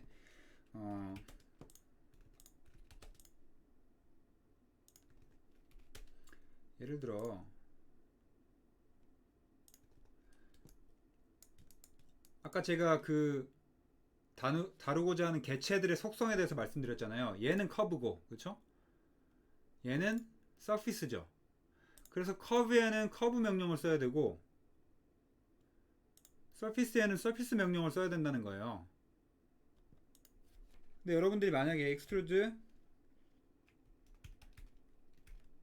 커브 명령을 썼는데 extrude curve라는 명령을 사용했는데 그래서 명령어에서 요청하는 걸 보면 select curves to extrude 이렇게 돼 있죠. extrude 시킬 커브를 선택해라라고 했는데 만약에 여러분들이 서피스를 선택한다 라고 하시면 서피스가 선택이 안 돼요.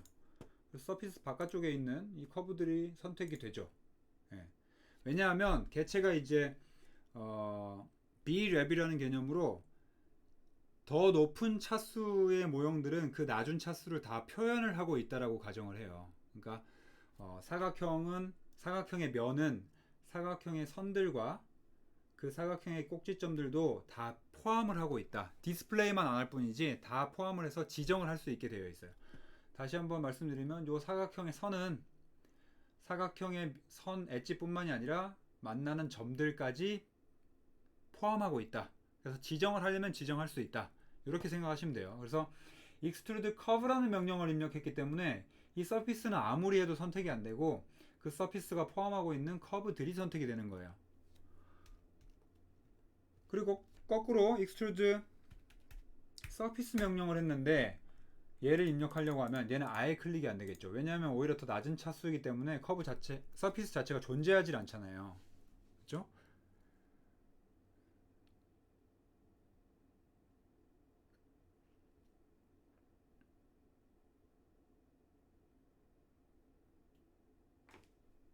그래서 거기에 해당되는 명령어를 반드시 입력을 해야 된다. 근데 지금 보시면 여기에서 얘를 그리지 않고 면을 채우지 않고 바로 3차원으로 갈 수 있으면 한 차원을 뛰어넘는 명령어가 되겠죠. 그렇죠? 그래서 그런 경우에 extrude curve 명령을 시행하시면 내가 커브를 클릭했을 때 엔터 눌러보면 여기에 이제 옵션이 떠요. solid라고 하는 부가 옵션들이 뜨죠. 어떤 명령을 시행했을 때 내가 옵션들을 변경할 수 있는 항목들이 여기 괄호 안에 쭉 뜨거든요. 그리고 그 해당되는 내용이 대문자로 표현이 되어 있죠. 대문자의 밑줄. 그래서 대문자로 표현이 되어 있고 여기 밑줄 쳐져 있는 부분이 있는데 밑줄이 이제 단축키의 지정이라고 보시면 돼요. 기본적인 단축키의 지정. 솔리드는 S로 되어 있으니까 S를 누르면 솔리드가 바뀌었다가 다시 바뀌었다가 돌아갔다 바뀌었다 이렇게 되겠죠. 그래서 솔리드가 Yes로 되어 있어야 아까 솔리드가 뭐라 그랬죠? Closed Polysurface라 그랬잖아요. 속이 꽉 차 있는 것처럼 인식을 한다. 그래서 솔리드가 되어 있어야지 벽체처럼 조성이 되겠죠. 그렇죠? 그래서 이렇게 예스로 되어 있는 상태에서 여러분들이 뭐 높이 지정만 하면 이렇게 꽉 찬 개체로 바로 만들 수가 있다. 자, 그럼 똑같이 얘는 surface 명령을 사용해야겠죠. 그렇죠? 똑같이 솔리드 되어 있는지 확인하시고 네, 맞추면 이렇게 되는 거죠. 근데 지금 보시면 아까 전에 요거를 이제 같이 해보려고 했는데, 네, 요거 똑같이 생겼는데요. 똑같이 생겼는데 렌더링을 돌리고 렌더링 뷰로 보면 같은 벽체예요. 같은 벽체인데 라이노에서 표현하기로 표현 방식 자체가 조금 다르죠, 그렇죠? 얘는 선이 있고 얘는 선이 없고. 그래서 뭐를 원래 하려고 했던 거냐면 이 면을 채워나가는 방식에 따라서 이 면을 채워나가는 방식에 따라서 그 다음 과정, 그 다음 단계로 가는 명령어도 이제 그 명령을 수행했을 때 형태가 조금 다르게 읽힌다. 다르게 인식을 한다, 컴퓨터가. 그러니까 예를 들면 이거는 여러분들이 안 해보셔도 돼요. 그냥 제가 보여드릴게요. 그냥.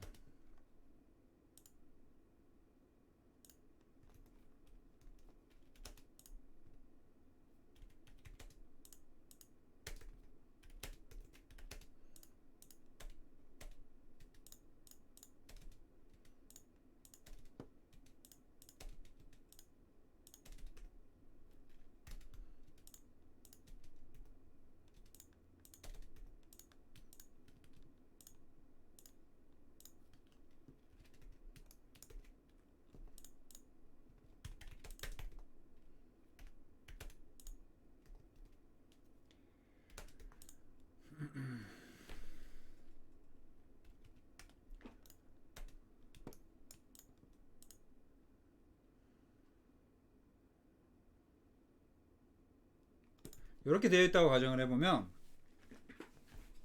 아까 제가 말씀드린 것처럼 커브 자체, 그리고 커브의 면을 채운 상태, 그리고 다른 방식으로 면을 채워서 만든 상태. 지금 다른 방식으로 만들어졌다는 거는 요 선들의 집합으로 여러분들이 보실 수가 있을 거예요. 컴퓨터가 어떻게 만들었는지. 이 상태에서 똑같이 3차원의 개체를 만들어 보면, 예를 들어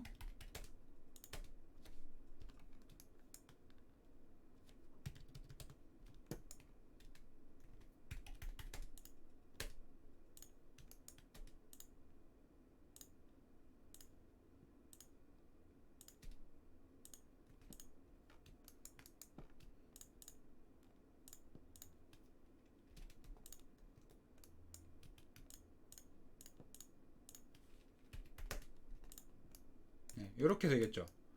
실제로 렌더링 뷰로 보면 전부 똑같은 벽체예요.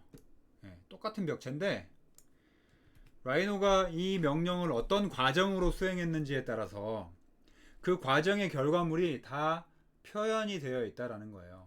어떤 과정을 겪어서 되어 있는지 다 디스플레이가 되어 있다 여기에. 그래서 얘는 방식을 보면은 각각의 개체를 우리가 다 각각 면으로 만들어 가지고 걔를 3차원으로 올렸기 때문에 그 벽체를 구성된 방식들이 그대로 벽체를 만들어서 붙인 것처럼 표현이 되어 있고, 그렇죠? 얘는 면을 채워놓고 면을 그대로 올렸기 때문에 그 면들의 각각 요 면의 구성들, 면의 구성들. 그러니까 면을 면 단위로 위에는 위에 면을 쭉 만들어 놓고 안을 이렇게 따낸 것처럼 그 면의 단위로 얘가 인식을 하고 있는 거고, 얘는 커브에서부터 바로 올렸기 때문에 그런 표현 자체가 아예 안 돼 있죠. 그렇죠? 그래서 이런 것들이 어, 라이노는 과정 자체가 전부 표현 방식의 기록이 되는 프로그램이다. 그래서 그 명령을 수행하는 방식은 굉장히 다양하고 똑같은 모양을 만드는 방식 자체도 굉장히 다양한 길로 갈 수 있기 때문에 사람마다 이제 명령어를 사용하는 방식도 다르고 모델링하는 방식도 다를 수가 있겠죠, 그렇죠? 그래서 뭐로 가든 여러분들이 제일 빠르고 쉬운 방법으로만 표현을 하시면 되는 거예요.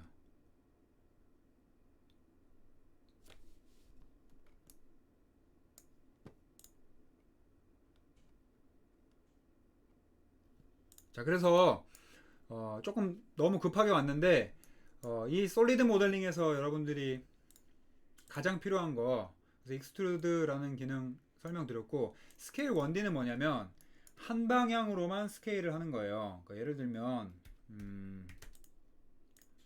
이렇게 생긴 개체가 있다고 가정을 해볼게요. 이렇게 생긴 개체가 있다고 가정을 했을 때 얘를 일반적으로 여러분들이 스케일을 하시면 3차원이기 때문에 x, y, z 방향으로 똑같은 비례만큼 줄어들잖아요.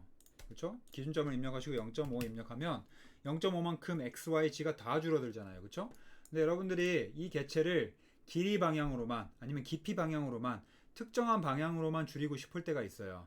사실 그 기능이 스케치업으로 치면 푸시풀 기능이죠. 그렇죠? 그래서 예를 들면 이런 거죠. 얘를 이렇게 왔다 갔다 하는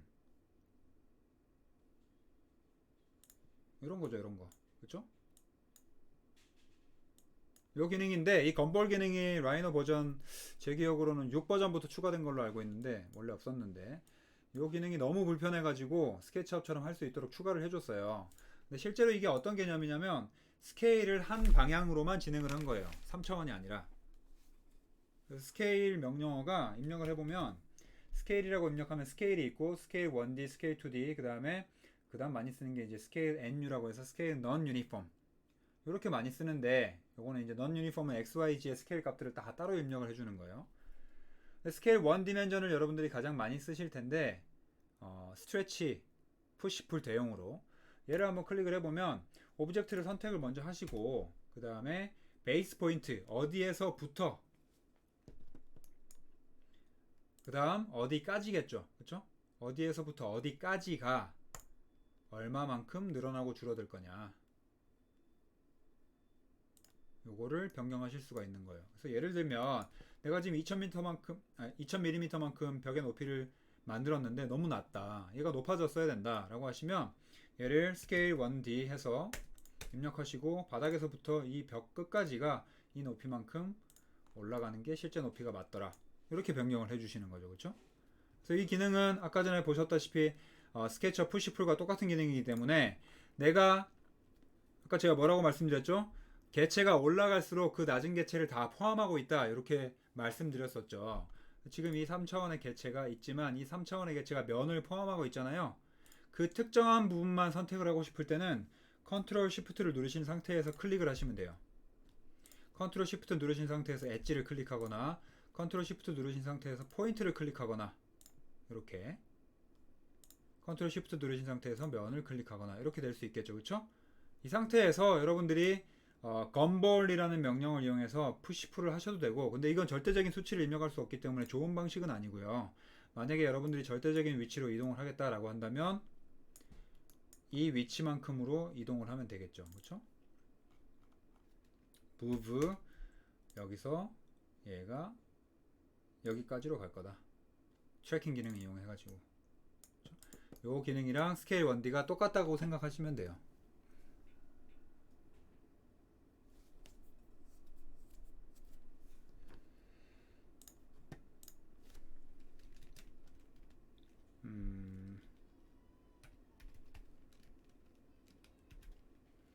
컨트롤 쉬프트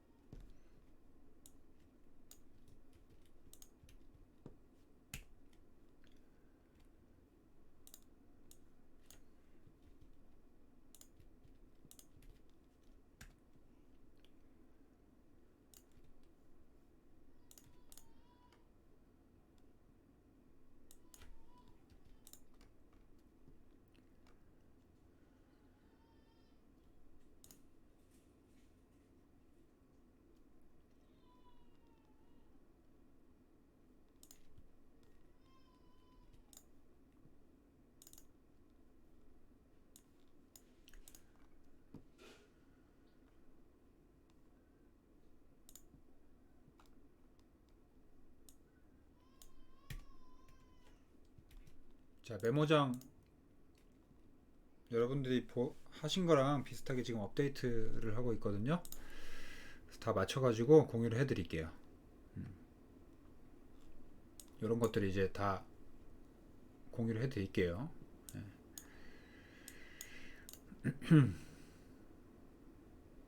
아, 예. 아, 그거 설명 안 드렸구나. 네. 라이너는요, 아까 제일 처음에 또 말씀드린 것처럼 차수가 있다 그랬잖아요. 다시 한번 보여드리면, 자, 여러분들이 포인트를 그릴 때 PT를 찍어서 포인트를 하나, 어, 포인트 커브부터, 그 다음에 얘가 점이고, 그쵸? 점이고, 점을 잇는 게 직선이 됐고요. 얘가 다시, 어, 면이 될 수 있는 거고요.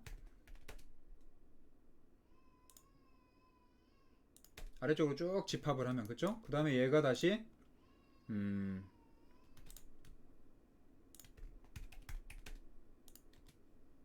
이렇게 되는 거죠, 그쵸? 차원이 점에서 선이 됐다가, 선이 면이 됐다가, 면이 3차원이 됐다가. 근데 내가 그 과정을 겪잖아요. 내가 뭔가를 만드는, 만약에 렉탱글을 내가 만들어 놓고 렉탱글을 채웠어요. 채우는 명령어는 어, 평면, 플레인이 영어 단어죠. 평면.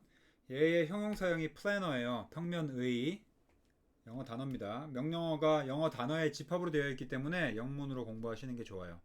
자, 평면의 이런 뜻이죠. 그 다음에 surface, srf는 면이라고 했죠. 그쵸? 평면에 있는 면을 만드는 게 planar surface예요. 그래서 planar surface 명령을 이용하면 선을 이용해서 면을 채울 수가 있거든요. 이렇게. 그쵸? 채웠죠? 선을 이용해서 채우고 다시 이 선을 이용해서 extrude surface에서 3차원을 만들어 보면 내가 기존에 만들었던 그 과정 자체가 전부 남아 있어요. 여기 보시면 중복되는 부분은 이렇게 중복돼서 내가 뭘 선택할 건지 선택할 수 있게 되어 있거든요. 중복되는 부분을 클릭하면 너 커브를 그렸는데 커브 선택할 거야? 서피스 그렸는데 서피스 선택할 거야? 아니면 폴리 서피스야? 그래서 다 남아 있어요. 남아 있는 이유는 뭐냐면 내가 열심히 뭔가 만들었는데 얘를 잘못 만들었어. 그래서 지우면 다시 원본이 남아 있기 때문에 얘를 활용할 수 있다는 거죠. 그러니까 일종의 어도비 포토샵의 레이어 기능이라고 보시면 되는데 여러분들의 작업이 전부 끝나고 내가 이게 완벽하다라고 하시면 레이어 통합한 다음에 필요 없는 것들 지우시잖아요. 그거랑 똑같다고 생각하시면 돼요. 다 했는데 내가 이거 완벽하다. 여기서 변형시킬 일이 절대 없어. 라고 하시면 기존에 그렸던 것들은 삭제를 하셔도 전혀 상관이 없습니다.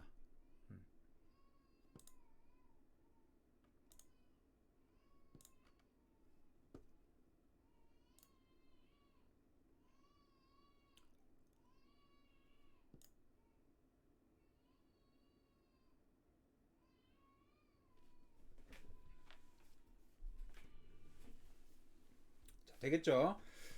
그 다음에 이제 이 리지드 모델링에서 가장 쉽고 빠르고 편집하기 좋은 불 연산 명령어 불리언이라는 거에 대해서 해볼 건데요. 요거까지만 하고 오늘 수업 끝낼 거예요. 요 집합인데 자, 불 연산의 이런 뜻이에요. 그냥 불 연산이라고 하는 어떤 수학적인 연산 과정인데 그걸 명령어로 그냥 만들어 놨어요. 그래서 불리언이라는 게 솔리드 오브젝트를 편집하기 위한 명령어 이렇게 써놨죠. 그래서 아까 솔리드라는 게 어떤 개념인지 여러분들이 정확하게 개념을 잡고 있어야겠죠. 속이 꽉 찬, 닫힌 3차원의 개체. 그렇죠? 그 개체만 이 명령이 먹는다는 거예요. 여러분들이 불리언을 입력했는데 커브를 지칭하고 있거나 어떤 면을 지칭하고 있거나 아니면 오픈 폴리 서피스를 지칭하고 있거나 하면은 명령어가 먹지 않는다는 거고요. 내가 하나는 완벽하게 솔리드라고 하더라도 여러 가지의 여러 개체, 여러 솔리드 개체를 연산하는 명령어인데 하나는 솔리드인데 나머지가 솔리드가 아니다라고 해도 명령어가 먹지 않겠죠. 그래서 내가 만약에 불연산 명령어를 이용했는데 불연산이 먹지 않는다라고 하시면 내가 지칭한 개체 하나가 솔리드가 아닌 거예요. 아니면 둘 다 아니거나. 그래서 컴퓨터는 잘못 없다. 내가 잘못 모델링한 거니까 확인을 해보시라. 이런 뜻이에요. 그래서 불연산 중에 네 가지가 있는데 크게 여기 아이콘 두 개 합집합처럼 되어 있는 아이콘 보이시죠? 여기에 불연산 집합들이 다 모여 있어요. 보시면 여기 포토샵이랑 똑같은데 화살표 아래쪽 화살표 작은 거 보이시죠? 이거 클릭해보면 숨어있는 명령어들이 쭉 나오거든요. 그 중에서 제일 앞에 있는 하나, 둘, 셋, 네 개를 할 거예요. 그래서 여기 보시면 bool union, bool difference, bool intersection, bool split 이렇게 되어 있는 네 개를 할 건데 이 명령어가 그냥 입력을 해보면 이 명령어가 단어의 총 집합이에요. 여기 보시면 밑줄 boolean union 이렇게 되어 있죠. 여러분들이 할 때마다 boolean union 입력을 하거나 아니면 이 안쪽에 있는 거 클릭해가지고 다시 boolean difference 클릭해서 boolean split intersection 클릭하기도 귀찮고 입력하긴 더 귀찮잖아요. 그래서 굉장히 많이 쓰는 명령어들이기 때문에 저는 이 앞글자들을 따가지고 bu, bd, bi 뭐 이런 식으로 다 단축키 입력을 해놨어요. 그래서 이것도 여러분들이 해보시고 필요한 경우에 단축키 설정을 바꿔주시는 게 좋겠죠. 그래서 이 연산을 해볼 건데 왜 할 거냐, 왜 이 연산이 필요하냐. 예를 들어 여러분들이 여기에 집을 만들었잖아요. 그쵸? 창을 뚫어야 된다라고 가정을 해볼게요. 창이 없죠? 그럼 창을 뚫어야겠죠. 근데 만약에 여러분들이 창 들어가는 자리, 문 들어가는 자리에 그냥 공간을 비워놓고 도면을 그렸으니까 이대로 또 위로 올렸다라고 가정하면 오히려 또 위와 아래를 막아야겠죠. 그쵸? 뚫거나 막아야 되는데 뚫는 것도 어떤 명령어가 필요하겠고 막는 것도 예를 들어 어떤 개체가 이렇게 되어 있다라고 가정을 하면 여러분들이 이 개체를 그냥 귀찮으니까 박스로 만들게요. 이렇게 돼 있다고 가정을 하시면 뭐 막는 거야 일이 아닌데 그렇죠? 이렇게 막아버리면 아 이게 창이다라고 되어 있는데 실제로 이거는 면을 구성하는 선이지만 이 개체, 이 개체, 이 개체는 다 따로 지정을 했기 때문에 그냥 렌더링 뷰로 보면 사실 문제는 없어 보여요. 하지만 렌더링이 뭐가 지정이 안 돼 있냐? 정확한 머티리얼 지정이 안 돼 있는 거죠. 근데 여러분들이 여기에 벽돌 패턴을 입력했다고 가정을 해볼게요. 그럼 벽돌 패턴이 여기에서부터 벽돌이 쌓여져서 쭉 넘어가겠죠. 그쵸? 근데 이 개체, 이 개체, 이 개체가 다르니까 개체마다 이 개체, 이 개체, 이 개체 벽돌을 입력한다고 입력을 해주시면 이 개체의 벽돌은 여기서부터 쌓기 시작을 할 테고 이 개체의 벽돌은 여기서부터 쌓고 얘는 여기서부터 쌓을 거예요. 근데 얘는 하나로 뒤쪽으로 이어져 있으니까 여기서부터 출발해가지고 쭉 돌아가서 끝나겠죠. 그래서 이 개체와 이 개체의 벽돌 패턴이 반드시 끊겨 있을 거예요. 그렇죠? 그래서 렌더링으로 했을 때 이런 경우에 문제가 된다. 그래서 이렇게 따로 만든 걸 합치는 기능, 따로 만들지 않았을 때 뚫어내는 기능, 이런 것들이 필요하겠죠. 그래서 부을 연산 기능이 중요하고 그것들을 꼭 알고 있어야 된다. 부을 연산 기능 네 가지만 딱 해보고 오늘 종료를 할게요. 자, 여기서 해보면 좀 파악하기가 어려우니까 네 개의 세트를 만들어 놓고 같이 진행을 해볼 건데 아까 말씀드린 것처럼 사각형을 그리는 툴은 렉탱글이고 그쵸? 사각형의 면을 만드는 건 플레인이라고 말씀드렸죠. 써놨나 어디?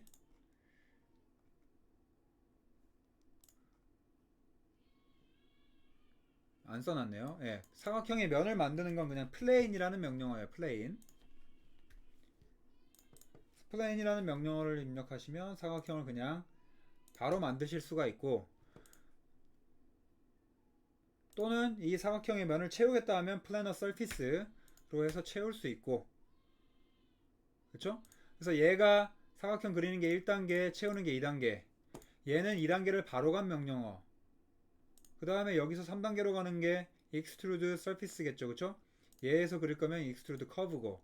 근데 3단계를 바로 가는 명령어가 있겠죠? 3단계로 바로 3차원의 개체를 만들어주는 거. 그게 이제 박스인데, 박스는 박스를 만들어주는 거예요. 그냥. 그래서 그냥 박스를 입력해보면, 이렇게 만드는 거예요. 그냥. 이렇게. 예. 그래서 모든 과정을 다 생략하고, 바로 3차원의, 솔리드 클로스드 익스트루전이라고 되어 있는데 익스트루전 자체가 이제 솔리드 개체죠. 그렇죠? 그래서 닫혀진 익스트루전이다 라고 되어 있는 개체를 만들어주는 명령어예요. 이렇게 해가지고 얘를 하나 복사를 하시고요. 겹치게 이렇게 얘를 스케일을 좀 줄여줄게요. 스케일 1D 배우신 것 좀 이용해 보시면서 스케일 1D 해서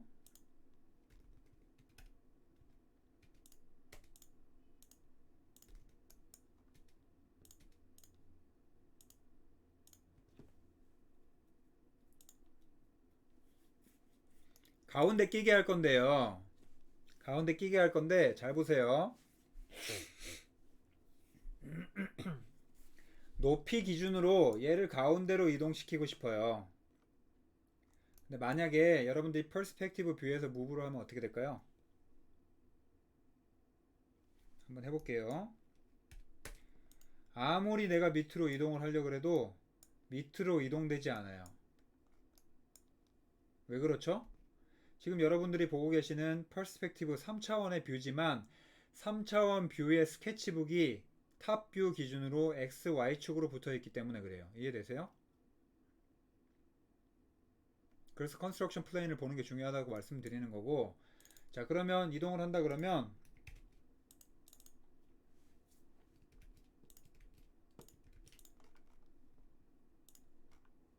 요 뷰를 기준 또는 요 뷰를 기준으로 이동을 시켜야겠죠. 왜 그러냐면 컨스트럭션 플레인이 G 값을 표현하고 있으니까.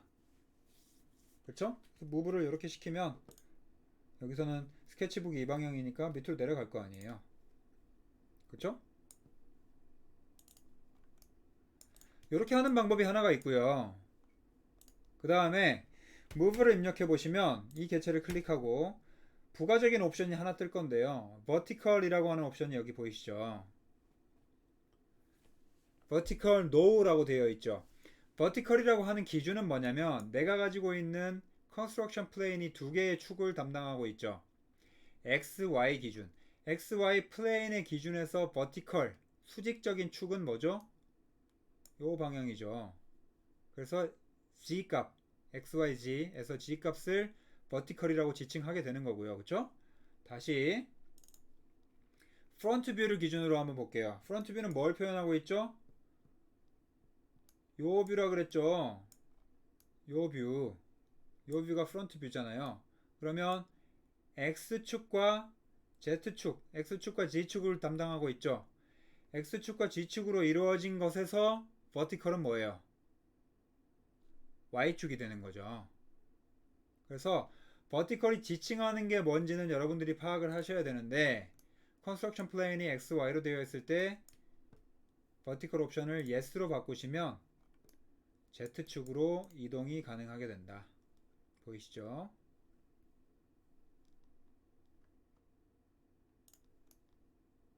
이런 식으로 하시면 될 것 같아요. 그렇죠?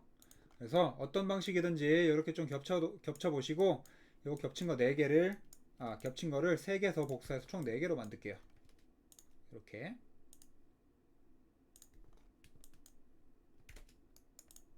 이렇게 만들어 놓고 시작을 할게요.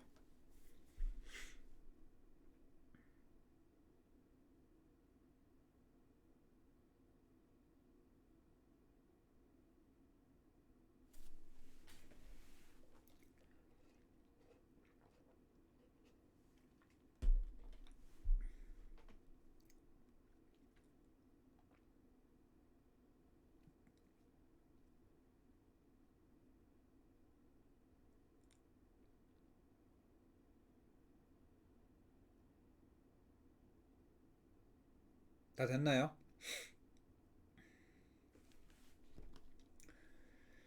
자, 그럼 앞에서부터 제일 앞에가 불리언 유니언이었죠. 유니언은 합치다 이런 뜻이니까 뭔가 이렇게 결합하는 느낌일 것 같아요. 결합하는 한번 해볼게요.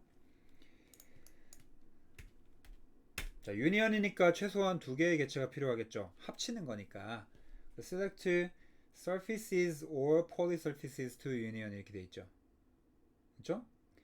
어떻게 돼 있죠? surface도 되고 polysurface도 되네요. 예. 근데 들을 복수형으로 되어 있으니까 유니언할 개체들을 입력하세요. 그래서 전체 드래그해서 선택하셔도 되고 하나하나 클릭해도 되고 명령 완료하기 전에 선택만 하면 되겠죠. 그렇죠? 자, 선택하신 다음에 항상 라이너를 하실 땐 습관적으로 그 명령어가 무엇을 요구하는지 읽는 습관을 들이세요. 굉장히 중요합니다. 명령어마다 어쩔 때는 엔터를 쳐야 되고 어떨 때는 엔터를 안 쳐야 되고 이러거든요. 명령어 중간에. 자, 그리고 선택하자마자 뭐라고 뜨죠? 또 선택을 해도 되고 또 있으면 그 뒤쪽에 보시면 press enter when done 이렇게 돼 있죠. 다 됐으면 엔터 쳐 이렇게 돼 있죠.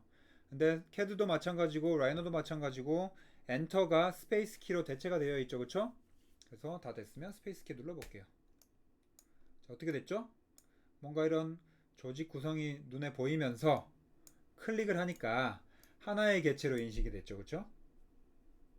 그래서 들어가 보면 속이 뚫린 것처럼 보여도 실제로 컴퓨터는 이 개체 속이 꽉 차 있는 걸로 지금 인식을 하고 있다. 하나의 개체로.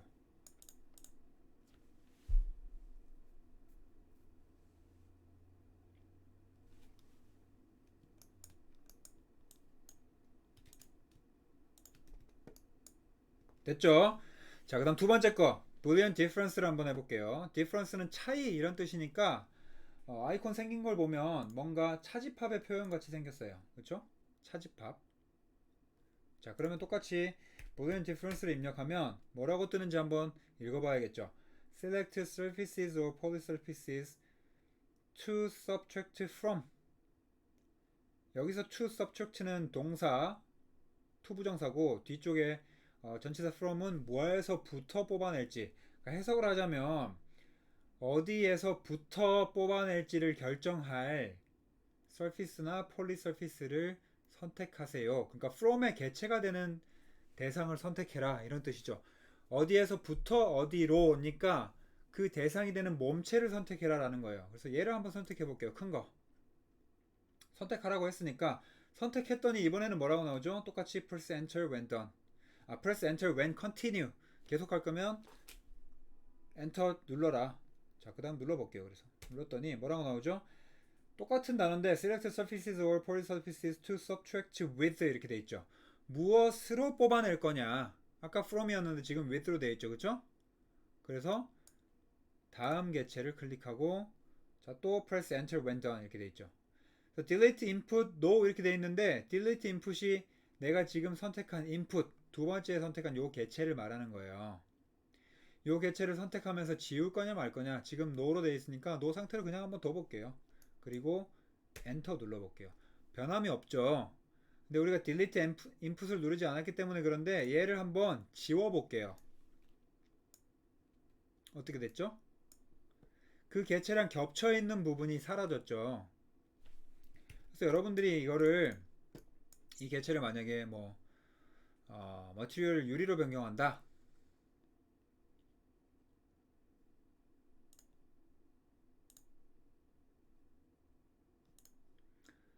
음,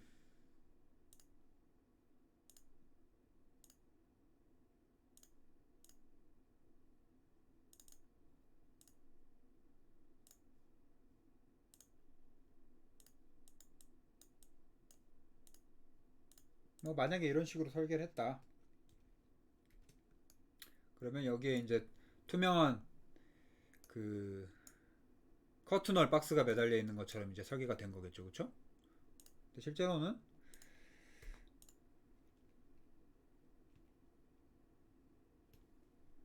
좀 자세하게 표현을 한다면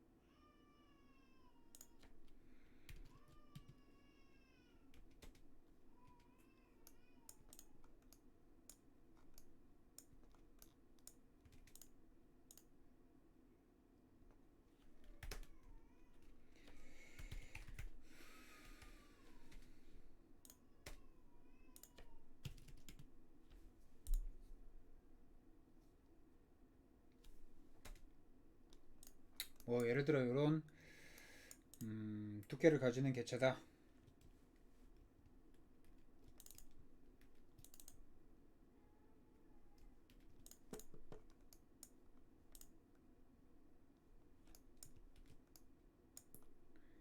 그래서 이 안쪽에 뭐 슬라브들도 보이고 뭐 이렇게 설계가 되겠죠, 그쵸? 여기도 뭐 커튼을 프레임이 가고 이런 방식으로 이제 뽑아내고자 할 때 불리언 디퍼런스를 쓴다. 그러면 어디서부터 무엇으로 뽑아낼 거냐를 지칭을 했으니까 그 순서가 중요하다는 게 이제 이해가 되시겠죠.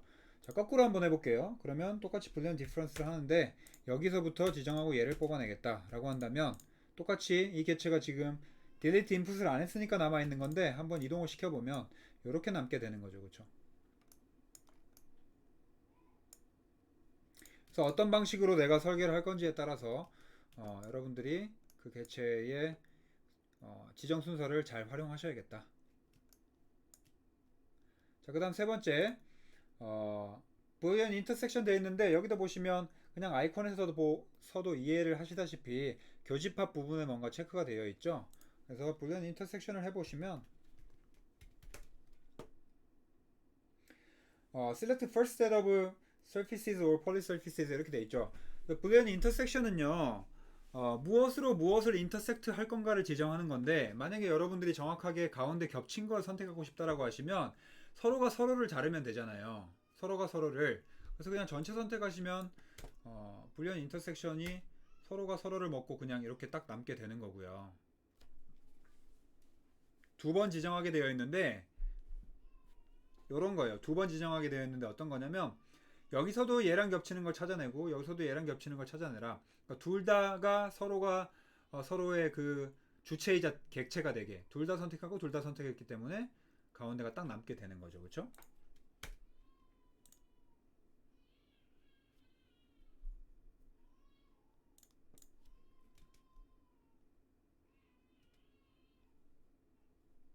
그래서 사실은 얘에서 뽑아낸 개체에 겹치는 부분을 뭐 남겨놓기가 중요하다. 그러면은 뭐 이런 것들을 쓸 일이 생기겠지만 얼마나 많이 쓸지 이거는 잘 모르겠네요. 예.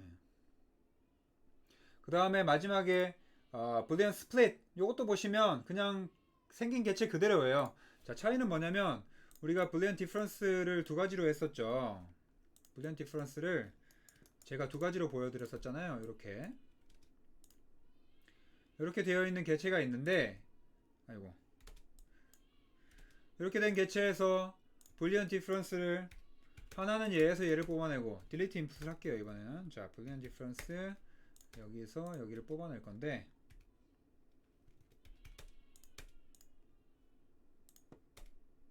그쵸? 여기서 여기를 뽑아내고 그 다음에 살펴보시면 얘랑 그쵸? 얘랑 얘가 결합되면 풀셋이 되는 거잖아요. 그쵸? 이해되죠?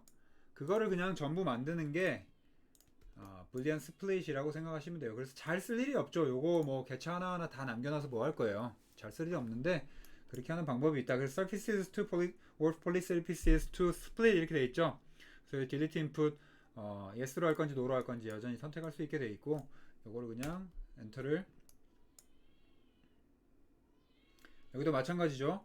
cutting surface 뭐로 자를 거냐 서로가 주체이자 객체로 이렇게 선택을 하시면 다 이렇게 분해가 된 상태로 두 번 될 거예요. 왜냐하면 두 번을 지정했기 때문에 이렇게 네, 한 번만 해볼까요? 그러면 서로가 서로를 잘라서 두 번이 남아있게 된 건데 아이고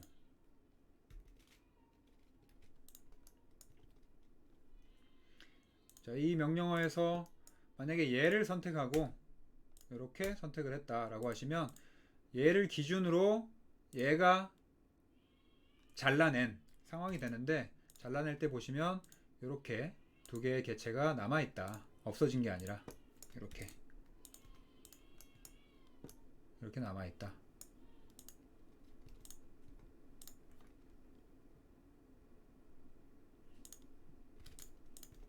네. 딜리트 인풋 안 했으니까 남아있는 거고 이렇게 구분되는 거죠. 그렇죠? 얘를 먼저 지정하고 얘를 선택하면 여기에서 얘가 잘려나간 형태랑 얘 덩어리가 남아있겠죠. 근데 제가 아까 둘 다 선택하고 둘 다 선택하면 어떻게 되죠? 서로가 서로를 자르면서 요 개체가 남아있게 되니까 두 번 그 명령을 수행하는 거예요. 그래서 요 잘린 개체, 요 잘린 개체, 가운데 거 두 개 이렇게 나오겠죠. 그래서 이런 각각의 개체들을 쓸 일이 있을 때 스플릿을 쓴다 이건데 결국은 말씀드린 것처럼 불리언 디퍼런스한 거 하나, 불리언 디퍼런스한 거 하나, 불리언 인터섹션한 거 하나를 합쳐놓은 형태이기 때문에 이 명령어들을 그냥 손쉽게 여러분들이 빠르게 할 수 있다면 원하는 것들을 찾아서 딱 쓰는 게 훨씬 더 좋겠죠. 이렇게 한 번에 딱 해가지고 원하는 것들을 클릭해서 찾아서 쓰는 것보다 필요한 것들을 정확하게 만들어내는 명령어를 사용하는 게 더 좋은 습관 같아요. 자, 그래서 왜 알려드렸냐? 왜 알려드렸냐? 요 창 뚫으려고 지금 계속 이런 거 한 거잖아요. 그래서 아까 전에 이거 기억나시죠? 이렇게 별도로 되어 있으면 렌더링 할 때 문제가 생긴다. 자, 그럼 우리 불리언 유니언 배웠으니까 자, 이 개체 이 개체를 하나의 유니언으로 합쳐주면 되겠죠. 그러면 불리언 유니언 전체 선택 엔터 치면은 하나로 클릭이 돼요. 하나로 클릭이 되면 사실 이제 하나의 개체가 된 거예요. 하나의 개체가 돼서 전혀 문제가 없지만 근데 뭔가 눈에 보기에 별다른 별도의 개체를 만들어 가지고 결합한 것처럼 디스플레이가 되어 있잖아요. 그렇죠? 이 면이랑 다르게. 그래서 뭔가 좀 기분이 나빠요. 찝찝해요. 그래서 면을 병합해 주겠다라고 하는 merge face, merge your faces 명령을 해가지고 좀 깔끔하게 정리를 하는 습관이 중요한데 한번 볼게요. merge 합치다, 병합하다, all faces 영어 단어 문장으로 명령어가 구성되어 있다라고 말씀드렸죠.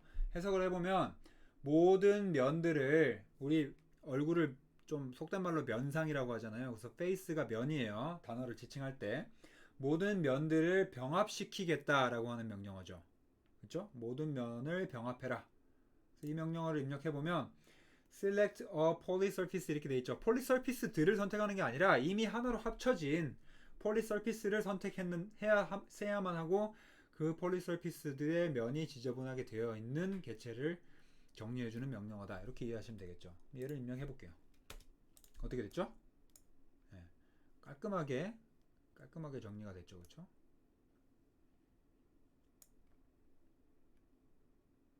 그래서 boolean union과 merge face, merger faces는 같이 결합해가지고 좀 기억을 해두시는 게 좋겠다. 명령어로서.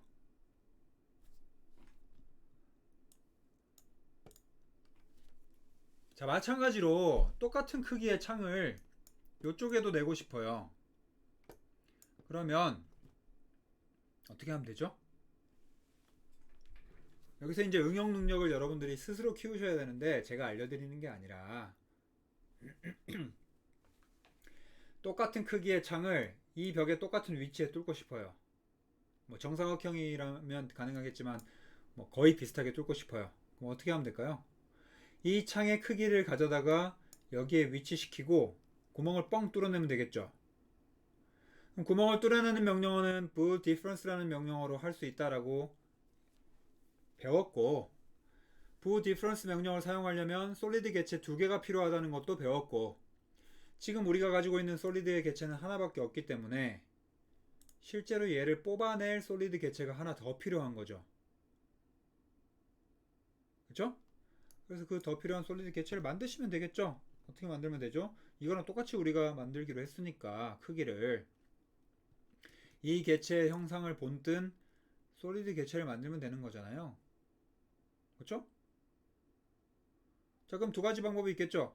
렉탱글을 그려놓고 렉탱글에서 익스트루전 하는 방법, 아니면 자체로 그냥 바로 뭐 박스를 만들어 놓고 스케일 1D 하는 방법. 그렇죠? 여러 가지 방법이 있겠죠. 쉬운 방법으로 한번 해볼게요. 박스로 만들어서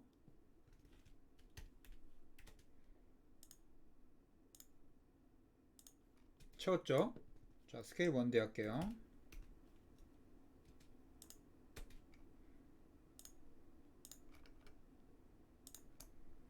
앞뒤로 정확하게 관통돼서 겹치는 게 boolean difference 명령을 하기가 좋기 때문에 이렇게 관통되게 이동을 시켜 놓을게요. 그렇죠?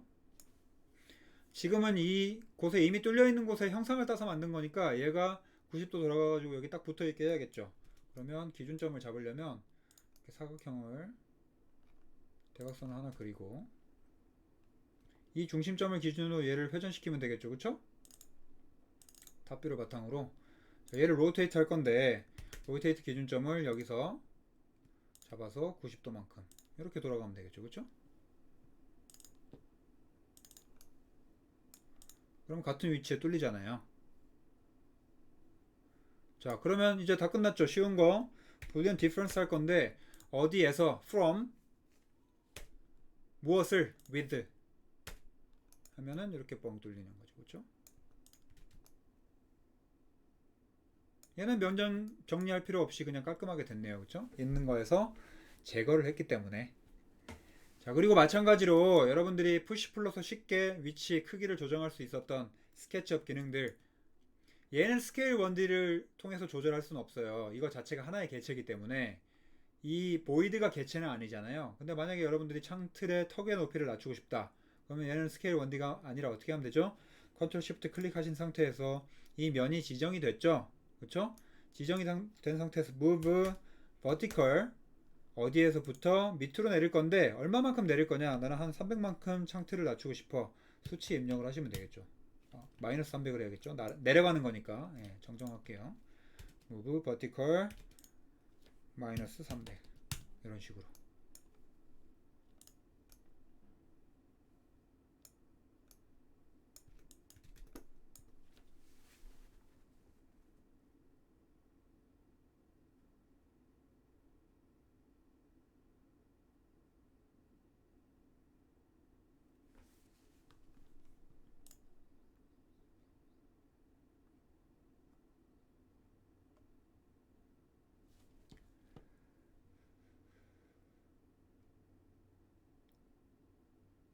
되겠죠?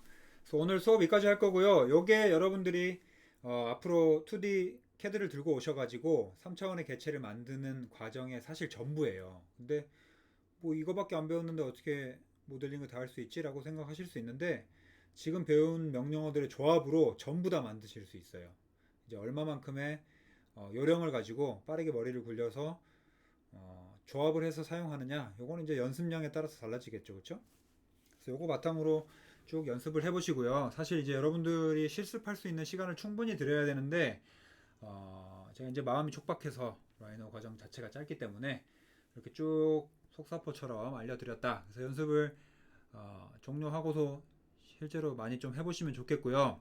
다음 시간에 불리언 유니언, 불리언 디퍼런스 이런 것들 까먹으면 안 되니까 중국에 있는 CCTV 건물의 외곽 형태를 모델링 한번 해볼게요.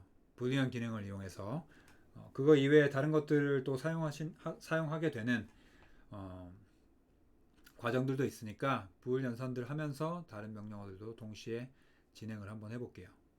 다음 주에 요거부터 시작을 한다 라고 생각하시고, 다음 주가 아니죠. 다다음 주요. 정정할게요. 다다음 주. 네. 다다음 주 되면은 분명히 여러분들 다 잊어버리셨을 거예요. 지금 하는 내용들. 그래서 복습하는 차원에서 요거부터 다시 한번 시도를 해볼게요.